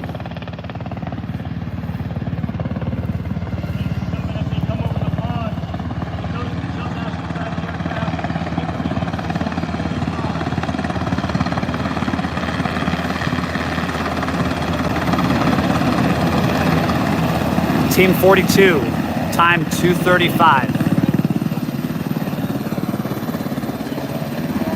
That was Team 42, last Ranger Regiment team, 2:35. Time begins now. It's Team 23.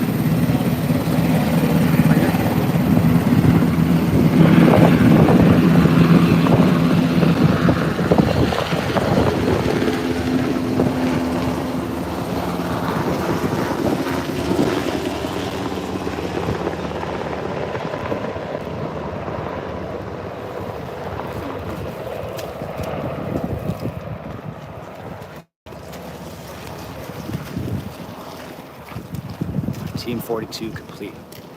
Now we got Team 23, 101st Airborne Division. First Lieutenant Patrick Gorman, Warrant Officer Colin Field. Colin, when he competed in 2017, he competed for Ranger Regiment.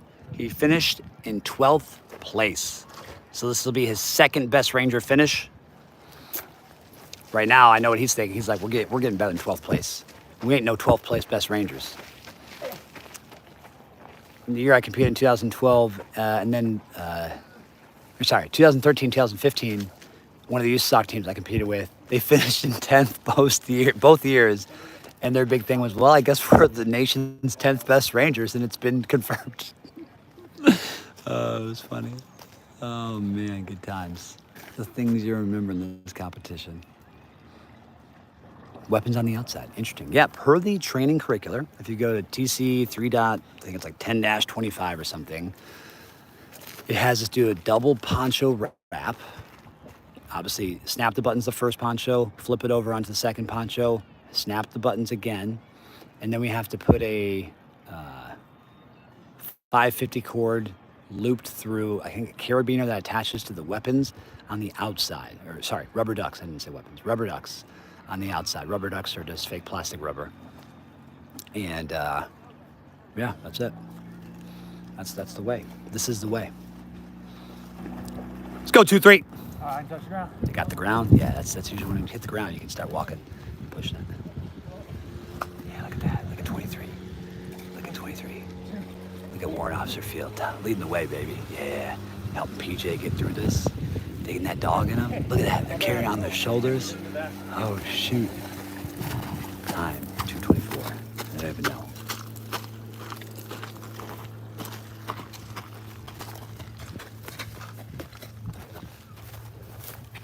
So Colin right now, I think is definitely under the mindset that they're still on the clock. So Warrant Officer Field is pushing it. Look at that, they're doing the shoulder techniques, because Warrant Officer Field in his head from 2017, they definitely did have to move this movement. They had to walk up this thing, and you in a partner set, you want to keep it on the shoulder because you're really carrying best that way. So that's where competition can change for you in just 7 years.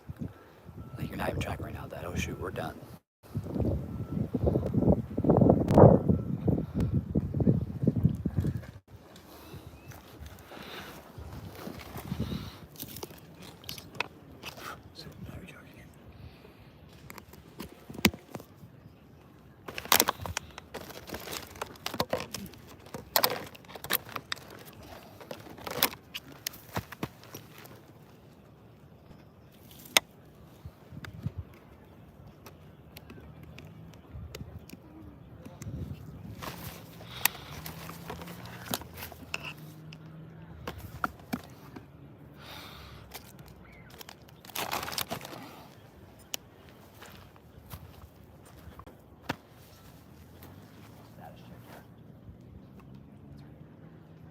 We got 1, 2, 3, 4 teams left. We have Alaska next, then 173rd Airborne, Vicenza, Italy, 25th ID, Schofield Barracks, 1st Cav Division, Fort Cavazos, Texas.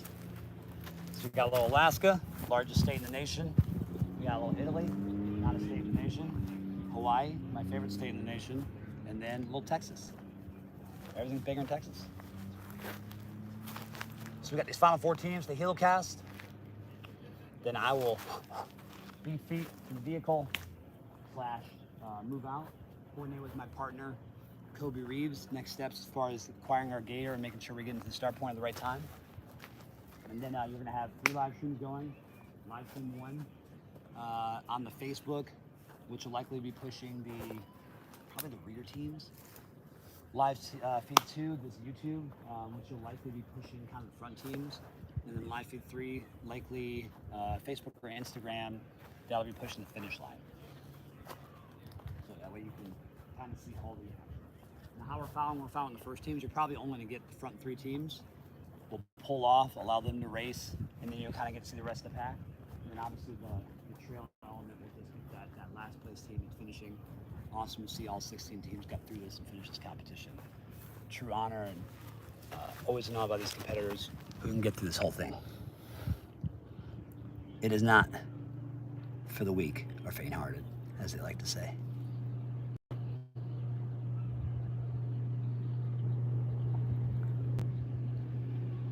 Go 75th. Gotcha. Used to have them locked between the rucks so it doesn't buckle when carrying. Yeah, we do the same thing. When I first started doing this in like 2012 or 13, you were authorized, not per the training curricular, but they would just say, hey, cast mission standard, you got to make sure the rucksack is full. So you do one poncho, 2 weapons inside the poncho is kind of the base.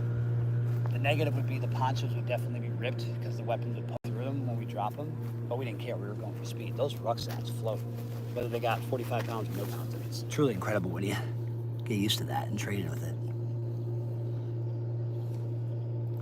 You're doing a good job, Jay Bren.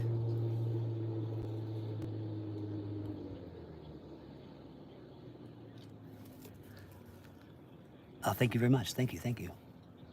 Thanks again, sir, for everything. You don't gotta call me sir. We good. We're live streaming right now. That Blackhawk tail almost in the water.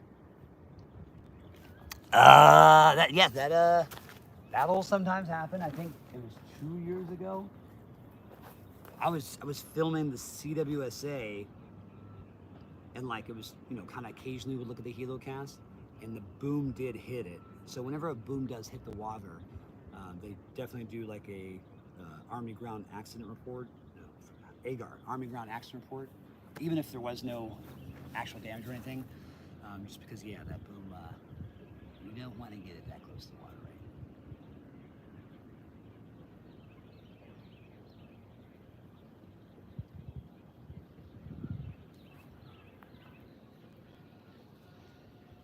As they say, coming in hot, hot, hot, coming in hot, hot. Let's check our battery. How we doing? 20%. Okay, all right. We got 20% battery. We'll get plenty. As long as we get to 30% battery before the final run. For us logistically, it's a 17-minute drive back to main post, where the start line's going to be, plus the 7 minutes of getting all the gear and stuff back to the car. So it's 24 minutes. We're going to start at the 1.5 mile point and then shoot our butts back via run. So team 2 is moving a little bit slower. That'll actually give us some time to kind of get set in that. So whenever we're done with the Helocast, we're probably not going to go live again until 14:30 or so, would be my guessing. Last year's start time was supposed to be 1500, and once they had everybody, they were ready to go, like 14:42. So we're not going to make that mistake this year. We're going to get a little bit more logistically in place.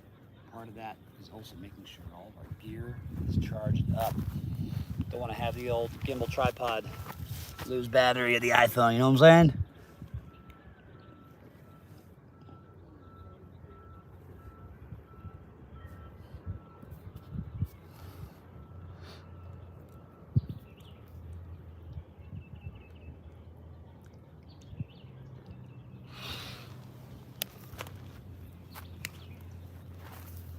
A couple other great sponsors in addition to this 4K Solutions MBK kit, which has been giving us the outstanding mobile broadcasting this entire week. Which, man, what a game changer!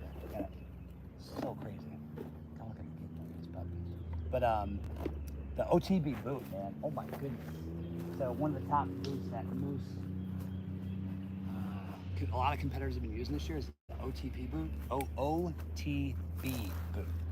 OTB boot, kind of similar like into the new world of shoes, like when Nike was.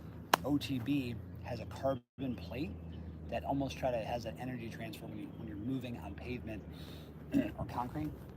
Additionally, the OTB boot is extremely light, and best of all, it's Army regulations 670-1 compliant, meaning you are authorized to wear it. It's the proper color, it's the proper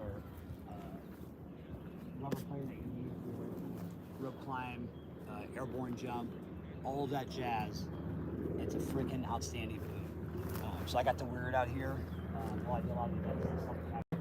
Holy cow. It felt like I was wearing gosh darn tennis shoes. And I had the ankle support. Impressed. Like, I am a believer now in the OTB boot. Big fan. Big fan right here. This guy, big fan. All right, let's get ready. Next. Approaching the pond for their Helocast. We have Team 16. First Lieutenant William Swafford, First Lieutenant Zebulon Morgan, with the 11th Airborne Infantry. Team 16, Lieutenant Zebulon Morgan, First Lieutenant William Swafford, 11th Airborne Division. Every year I have like a favorite team, right? Not necessarily like the winning team or maybe even the team that's been lighted up, but it is definitely Team 16. Representing Alaska in the 11th Airborne Division out of Fort Richardson, Anchorage. Alaska has not had a team finish, I think since at least 2007. Gear, time start. Jump, jump.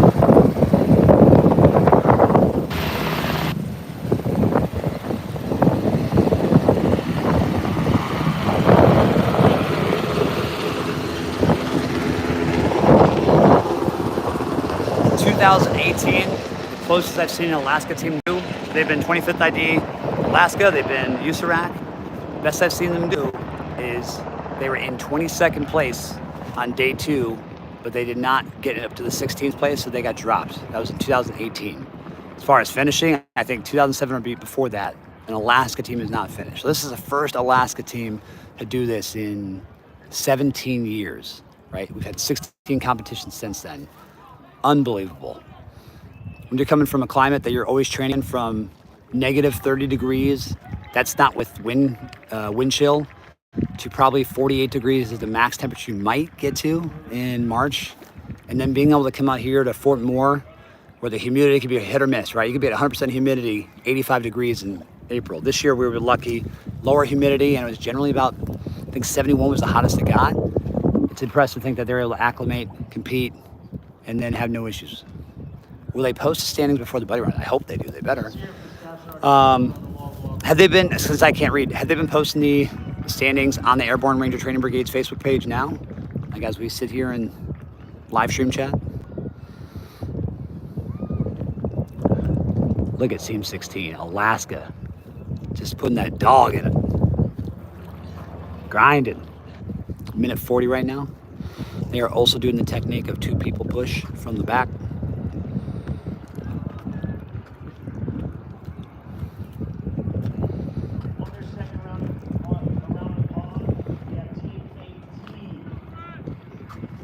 On deck is Team 18, 25th Infantry Division. They're going to be coming in the back. I only see after the night nav tank. Yeah, so that's tough. If they're only showing after the night land nav, then we're probably going to see them post after the buddy run. If they don't, then yeah, you're not going to see anything until after the actual final. We will not live stream, but we're going to live feed the Super Supper, which kind of puts out the unofficial results. Dang, nothing posted. All right, it's Team 16 up in our face, representing Alaska. Outstanding job. Let's check out Team 18.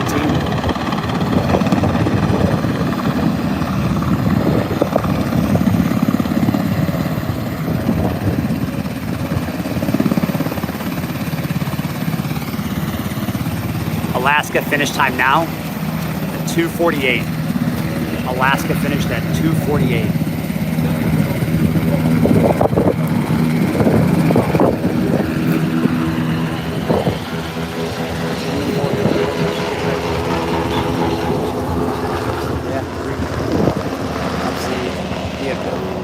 Control of that. That's the command post for Airborne Ranger Training Brigade. I know they've been doing a good job with the technology and their tendencies of like triple, double checking all their scores. Yeah. My personal preference is not only would they post the rankings after each event, I'm a big fan of the points too. Just because from a spectator, live streamer, broadcasting element, I can like tell you like, hey, they are 27 points behind. They can definitely still put up, go up 2 places because XYZ. It's harder to give that when I can't see the points and I can't give you that inside knowledge. Let's hear a loud and thunderous Ranger at the end of the water, ladies and gentlemen. Oh, loud and thunderous Ranger. Got that hype in him, huh? Hyping him up. Let's hear that Ranger. Let's go, Hawaii. Major Batul says on the stream, you need to swim faster right now.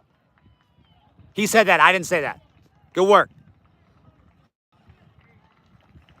Kid's laughing. He's like, I'm going to kill you. Jay Good Eagle. I'm going to give you that people's elbow. Keep talking to me like that. Damn it. This guy's always in my face with the camera. Darn it.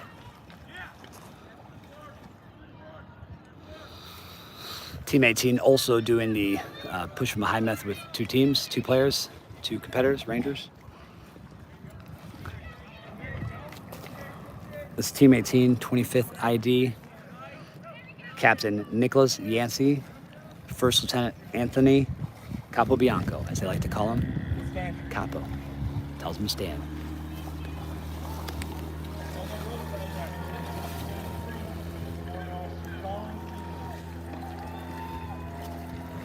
Begin record.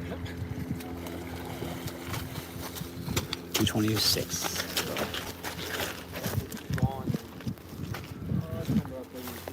Take this off.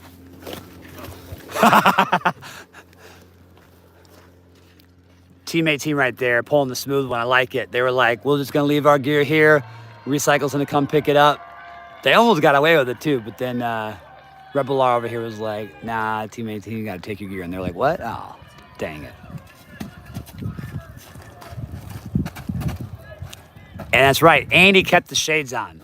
Not only did they go fast, but they kept their shades on, look good doing it. Only team to do that. Let's go. How did he keep the shades on? He had to jump out of a helicopter and the shades stayed, like, what? I've never seen that before. I think in all this competition. That's crazy. All right, let's get a little bonus stream here. Okay, here we go.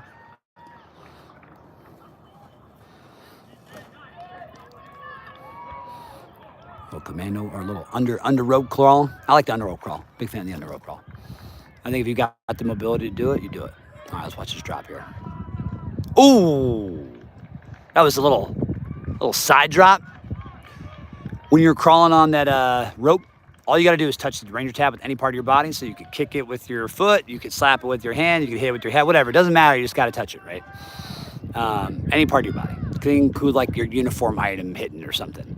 But I like taking the 1 second just to chill and make sure I don't land on my face from my side like that.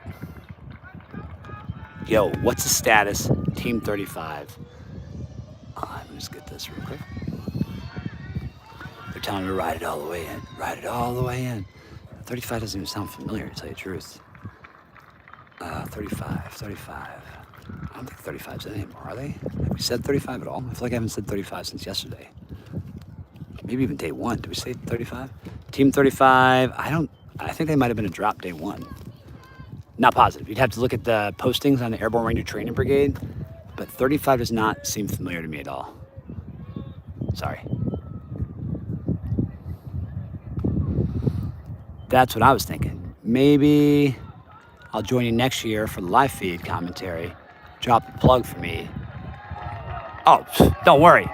Literally for the National Ranger Association, it's all of us. So it's me, Lisa Suderman, Blaine Reeves. So if you want to do it, you just come on out with us and you do it. We'd be rocking together. Or if you're feeling it, Mr. Killian, you would be just like me in kind of your own little lone island. You just got to know it's a lot of talking, right? It's a lot of like here, there, giving all your insight, talking forever. It is a mental drain to you. And then you get like people looking at you like you're a weirdo. They think you're talking to yourself. You feel like kind of weird because you are talking to yourself in the middle of the woods. Ranger instructors are like, well, why is he here again? So just mentally prepare yourself for that. Once you get past it, you're good. And you could absolutely get it. We need more hands. We need more streams going. Obviously, all the families want to see maximize their Rangers, their soldiers, their teams. So we are totally on board for that. And obviously, you know, not paid at all. This is all volunteer time right here. Thanks for checking for me. You got it. I didn't really check for you though. So definitely go to the Facebook page for Airborne Ranger Training Brigade. They have 4 postings, one after anti-armor, one after night stakes, right? Yeah, one after night stakes, one after day stakes, one after tactical land navigation. Whoa, are you active duty? Are you, whoa, personal questions being asked here. We don't want to go there. We gotta, like chill. We gotta chill it out. We gotta chill it out with that. We are active duty Best Ranger live stream. That's what we're doing right now.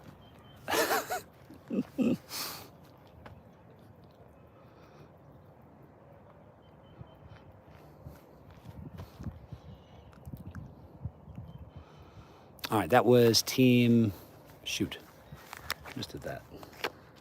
Who was before 18? Oh, it was Alaska. That was Alaska that just went.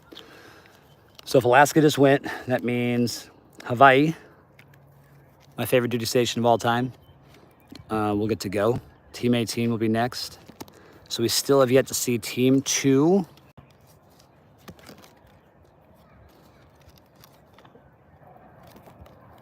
And 30.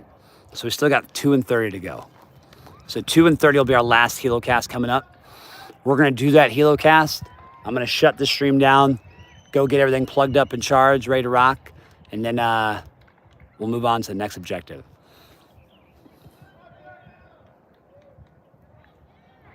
All right, Team 18 is about to enter the chat in the Combat Water Survival Assessment. Lieutenant Anthony Capobianco, I heard him call him Capo, and then Captain Nicholas Yancey, representing 25th Infantry Division.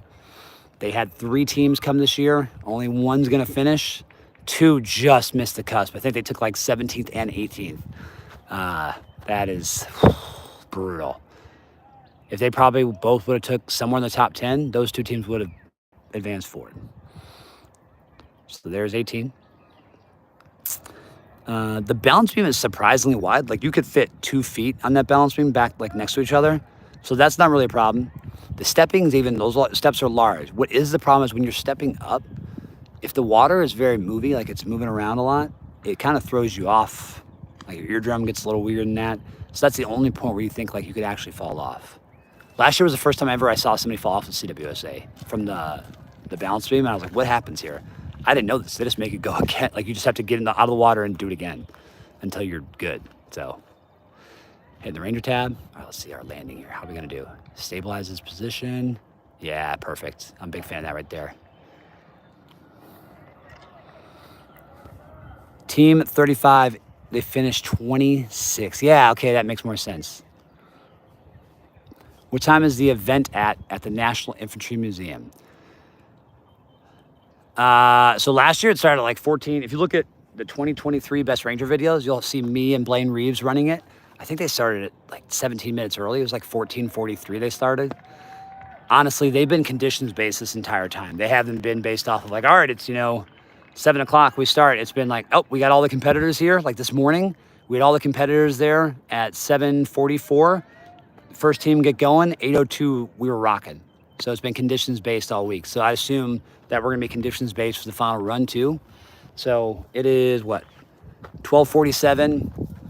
I think it's gonna be 14:30, if I was to venture a guess of exactly what time they'll be conditions based set, and I think they'll start. So 14:30, it's a 3-mile run. They usually run fastest team, 7-minute pace, 7:14:21. So they're done by 4:51. And then slower teams are a 10-minute pace, 30 minutes, so they're done by 1500. And that's at the National Infantry Museum. That's Fort Moore. It's actually not even like, you don't even have to come on post. It's just outside the post gate. One of the most beautiful Army museums we have here in the United States of America. Super cool.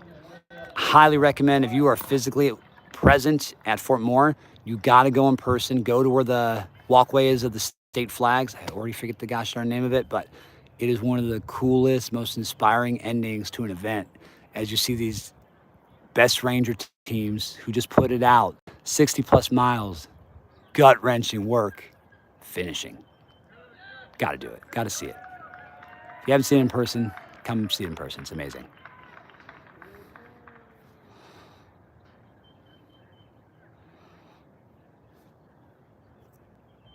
%, battery, okay, all right.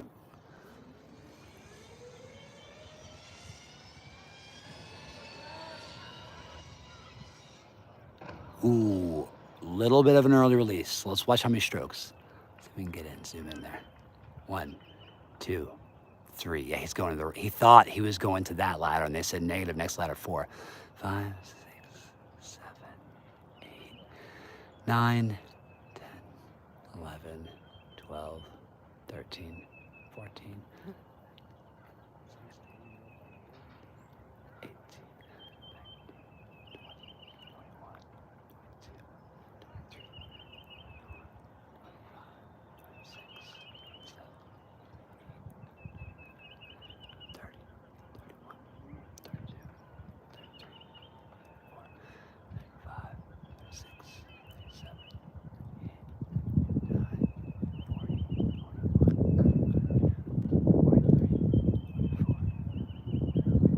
44 to 45 strokes to get to the ladder by having an early release like that. Other teams who are almost burning in or letting go, 3 strokes. It's like there's a finer thing, right? Where, oh my goodness, this took, that's going to add a minute to your overall time. I mean, it doesn't matter, right? Because they're in the 14th place area in that. But that's just something you need to learn and know about and understand in this competition.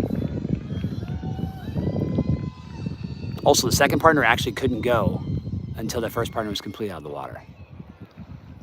That was a much better landing. Let's watch what happens here. 1, 2, 3. He's side stroking. 4. He's kind of floating there right now. What's going on? Is he all right?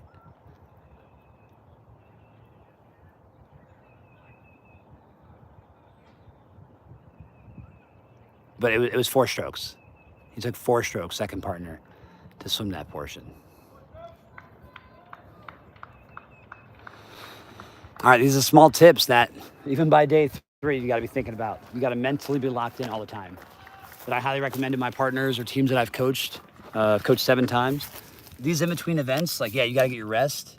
But when it is, 10 minutes out, hey, we're going to be moving in 10 minutes range or something, that's when it is. Pull out your competitor book. Let's talk about what the next event is. And you read whatever the thing says you're supposed to do. That way you both agree on everything. And then you do a verbal rehearsal of, hey, you're gonna be the first one to blah, blah, blah, blah, blah. This is gonna happen. All that is extremely helpful when communicating and preparing for the very next event. That way you're not coming into it kind of like, where are we? What's happening? Because when you're in that mode mentally, you tend not to do the best. You kind of phone it in. You just go into the emotions. We're gonna win the best running competition. We're not going to.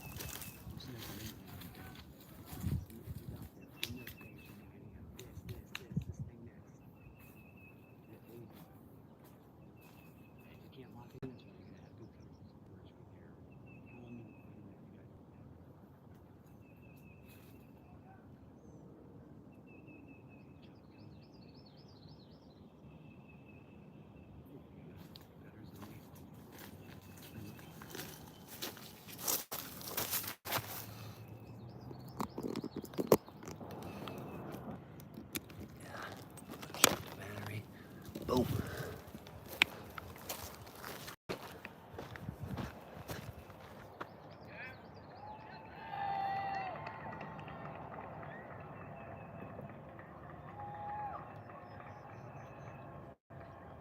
Beautiful. Oh my goodness. That was textbook.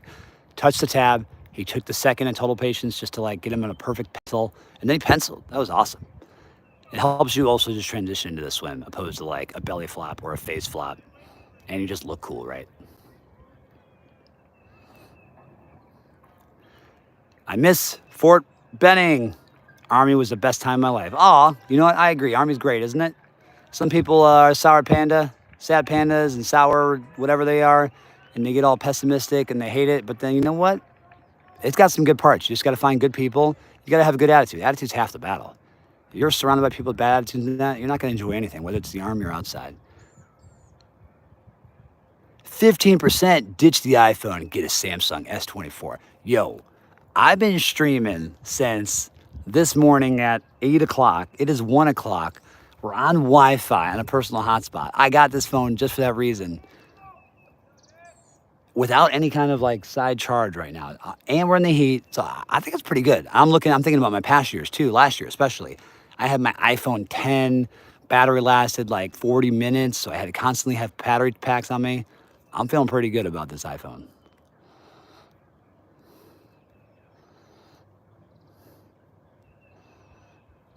Thank you for all live commentary. My husband finished Ranger training 1961. That was 63 years ago. Thank you again for the live stream. Of course, that's why we do it. We do it to serve all the others out there who can't be here in person.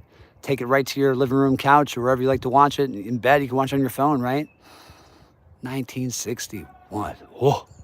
Couldn't even imagine going to Ranger school then. Ranger department. Oh, it must have been brutal. All right, good job, partner. He's got a good pencil. Ooh, he did a little lean to the left, a little dirty leg, a little nasty leg, and kind of almost hit his side of his face there. Google Pixel 8 is a solid phone. Okay, okay. I've heard mixed reviews. Thanks for the coverage. Wish I could be there. This is fantastic. Well, that's why we're here. We're trying to bring it to you. That's an awesome walking stick. I didn't where's the walking stick? Where do we see a walking stick at?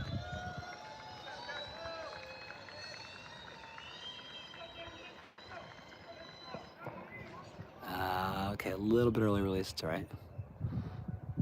That's an awesome walking stick. Where's the walking stick? I concur. Great coverage. All right, Killian's down. He says, good deal. He's in the fight. Yeah, Killian, if you want, you can be a solo person like me, just run around.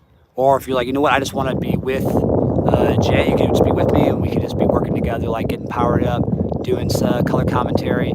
If anybody watched the live stream on Facebook for the Night Foot March, that was perfect because we had Jimmy Moore on. Jimmy Moore took second place last year. And it's great because you're there at mile 6, 8, 12, 15, finish line. And almost every stream, it's just us back and forth ping-ponging, kind of giving insight to all the families and that who are really hoping that their best people will finish. Oh, that's my handle, walking stick. Got you. Walking stick enjoyed his time in the Army, dude. I love my time in the Army. It's great. That's the name. Okay. I get it now. I have my battery power screen. It's down to like a very low setting, so I gotta like get my good eagle eye on to really see the chat well enough.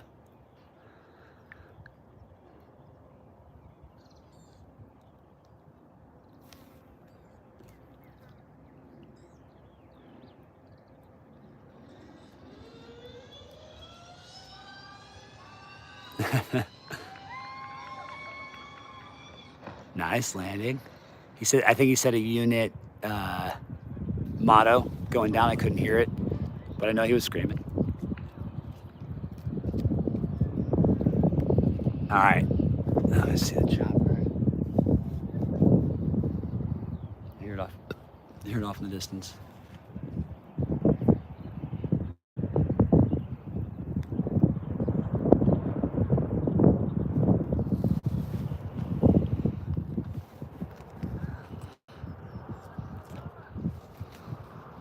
You had a walking stick commentary earlier. I thought you said there was a walking stick around. I was looking for him. I don't see an RI with a walking stick. It was the user. Got it. Might be.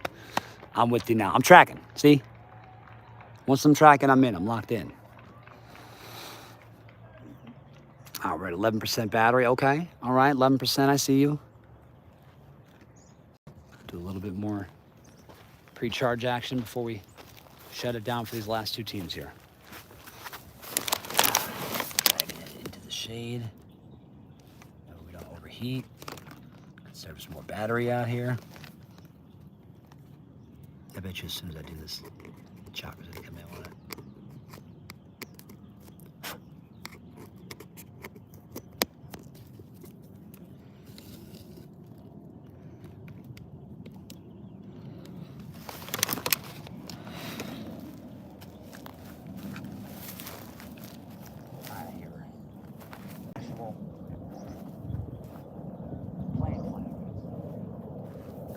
All right, last two teams. We're going to have Team 30, 173rd Airborne out of Vicenza, Italy.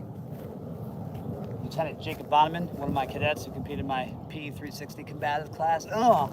So I'll take the little bias hat off for a sec. Be biased for a little bit, my bad. First Lieutenant Nicholas Cephalou. And then we're going to have First Lieutenant James Toth and First Lieutenant Joseph Groton from Team 2, 1st Cavalry Division. Joseph Groton has competed.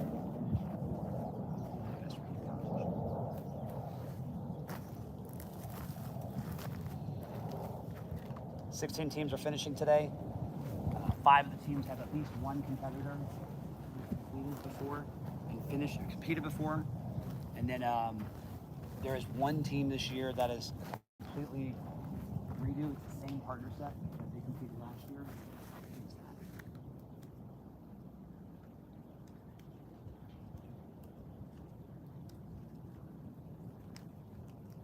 It's a 6th place team.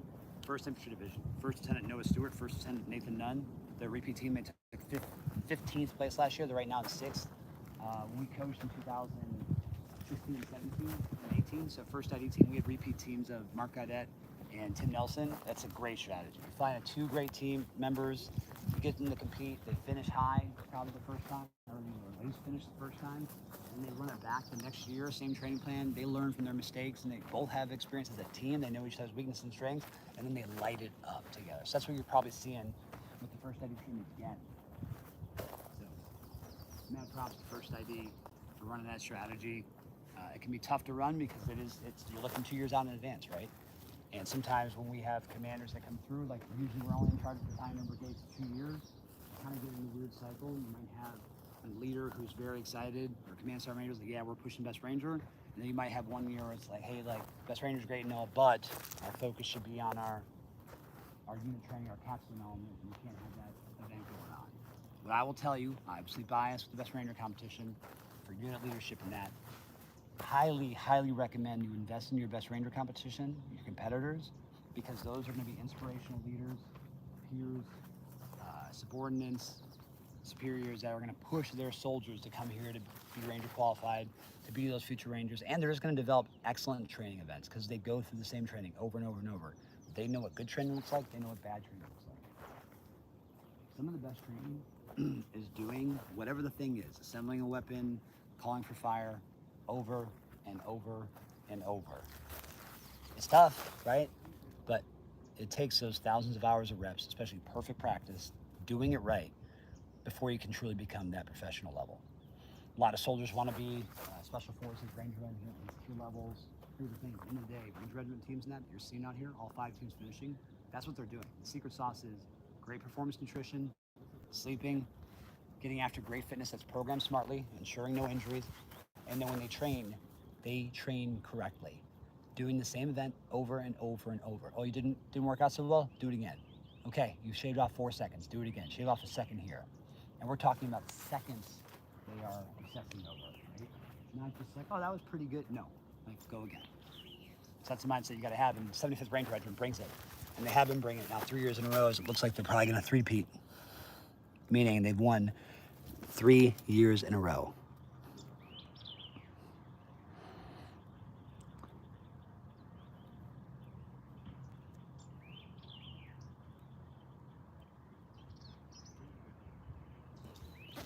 That's his name, Walking Stick.